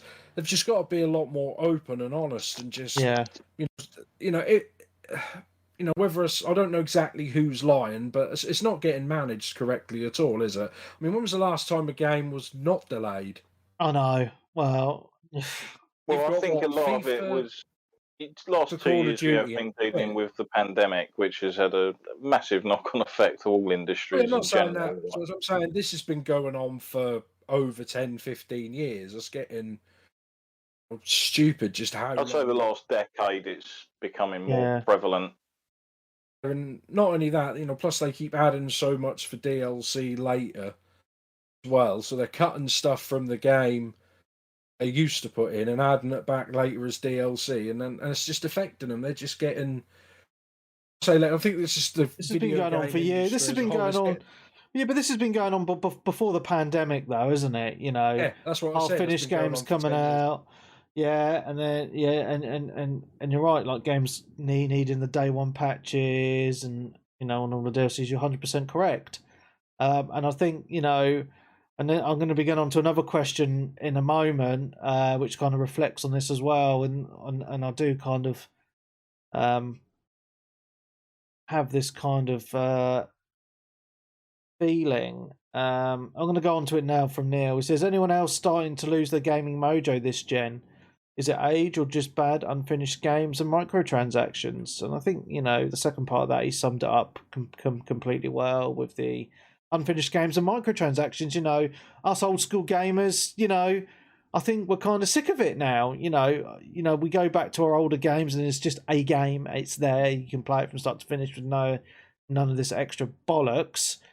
And you look at games now and it's just disappointing, to be honest. It really is. Well, yeah, it's also, I think, down to the fact, like we talked about this before in party and such, like obviously we've got E3 coming up, or the time period where E3 would usually occur, and I think as of next week we're starting to sort of get drip fed various sort of game trailers and stuff, and we'll have the showcases and such. And going back sort of 10 years, it used to be like my Christmas. Yeah. I used to absolutely love that. I'd stay up until like 2, 3 in the morning watching the shows. I'd be like all hyped. And now I just kind of catch up on stuff a bit later on. And if I'm lucky after some of these sort of shows, or even multiple, like, I could count the games I'm interested in on one hand. Yeah. Whereas back in the day, I'd be like, oh shit, I better bust the wallet open. Yeah, like, this is going to cost a lot of money. Like, I'm interested in I'd say probably about 50% of what's shown. Yeah. I honestly say I can't think of one game coming out in the next few years I want. Final Fantasy 16 for me. I think that's about it. I want Gran Turismo Fantasy and Project Eve this year. Like, hopefully. I'll get delayed. We've been waiting for Grand Blue for a while. I think that's been sort of 4 or 5 years in the can now. Wow. Okay, I'm going to move on because time is ticking along. Terry says, or Terry's got a couple of things he just wants to say. He says, what games are everyone playing at this moment in time? I've just got Rise of the Tomb Raider on PS5, even though I played it before. Do people go back to old games just because they've enjoyed them in the past? Yes, I do. Do you guys? You answered that with, you've answered that with your Bioshock Infinite. And Ghost Recon Advanced Warfighter 2. Yeah, 100%. I know Nick does. I know you do, Darren. You do go back to some older games from time to time as well. And oh, yeah. Yeah, it's just to get that nostalgia hit, man. It's fucking awesome. And they're just really well made, enjoyable games. Yeah. If you know you're going to play them most of the time and they're all going to work, you don't have to make sure you've got all the DLC installed and you're connected to the internet, etc. All the sort of things that are a detriment to the medium nowadays. Yeah. Your Dreamcast keeps turning itself off. Yeah. Sega support. I wonder if they're still open. I might ring that later. Lols. Okay. Last thing I wanted to mention from Facebook is from Terry. He says, he just says, I do think our expectations of next gen have not been met due to the pandemic and shortage of consoles. Only a handful of games you could say are anywhere near next gen. To be honest, I've always been Xbox. Even though I have had both consoles, but I do feel the PS5 has a fresher UI and the new controller is great. Well, sums it up quite nicely. Still miss the themes for the PlayStation. It'd be nice to see them come back at some point, but I don't know how they do it with the UI as it is now. Yeah. Definitely the worst console launch for both of them I think they've ever done. It's just... But yeah, they've sold a lot of units still. They just haven't sold as many as they hoped. Well, now you can finally order an Xbox Series X and S directly off the Microsoft store. I've noticed they've been up there for about a week now. You can just buy them now. So yeah, there's a lot of rumours going around. Apparently, Microsoft have paid off people so they can get their parts and Sony can't. But that's business. Yeah, wouldn't surprise me, but oh well. Or it's just like Sony ponies just crying about it. Yeah. Also, if you can't buy them, this thing, if you can't buy them, it makes you want them more. I mean, the Wii didn't have many games for the first few years, but they just sold like stupid amounts, the same as the Switch. I mean, what was there? Maybe Breath of the Wild, Mario Odyssey, and Mario Kart. I think that was about it for about 2 years, wasn't it? 3 years, something like that. Yeah. Big, the big sort of. Yeah, I know what you mean. Game. Yeah. Yeah, just I'm saying, it's just that's how we are, and if we're told we can't have something, we want it more. Yeah, that's it, mate. That is it. Right, that's all the questions. Anything else you guys want to add before we end? Or was that it? We done? Yeah, no, that's it at the moment. Awesome. I'd like to thank you both for coming on. It's been amazing. Nick, I know you're probably not going to be on next week, are you? Now I'm going to be very busy at work over the next 2 months because someone's been sacked and retired and handed in their notice, so that's always fun. Yeah, you're on your own. And then everyone else has to pick up the slack. So, oh, cheers. Yeah. Okay, so if anyone is interested in guesting, please let me know. That'll be awesome. And don't forget, we will be back 8:30 p.m. twitch.tv/Webby360G. We will be there. Next week is a Patreon week, so if you want to listen to the full show, you need to tune in on Twitch if you don't want to subscribe to that. So from me, Mark Webb, gamertag, PSND, SteamID, Webby360G. That's Nick Fights on Twitch, Twitter. What else am I on? Facebook. Shop trying to get his Dreamcast fixed. I'll be there as well. And Sensei Switch. Awesome. So thank you very much. If you want to sign up to the Patreon, visit patreon.com/360gamercast. You can subscribe to that from as little as £5 a month, and you get a show every single week of the year when I'm not on holiday. I won't be on holiday again for another few years, so you're all right. I'm looking at doing another special with my mate Damo again in the next few weeks for another spooky special as well, non-gaming related, just ghosts and shit like that. It's just something different to chat about. Yeah, so that's about it. So from everyone here, it's been awesome. Nick, I hope you do come back to us as soon as you can. We will miss your dulcet tones for the next, well, however long it is. And yeah, so from all of us here, we will see you next week. Goodbye.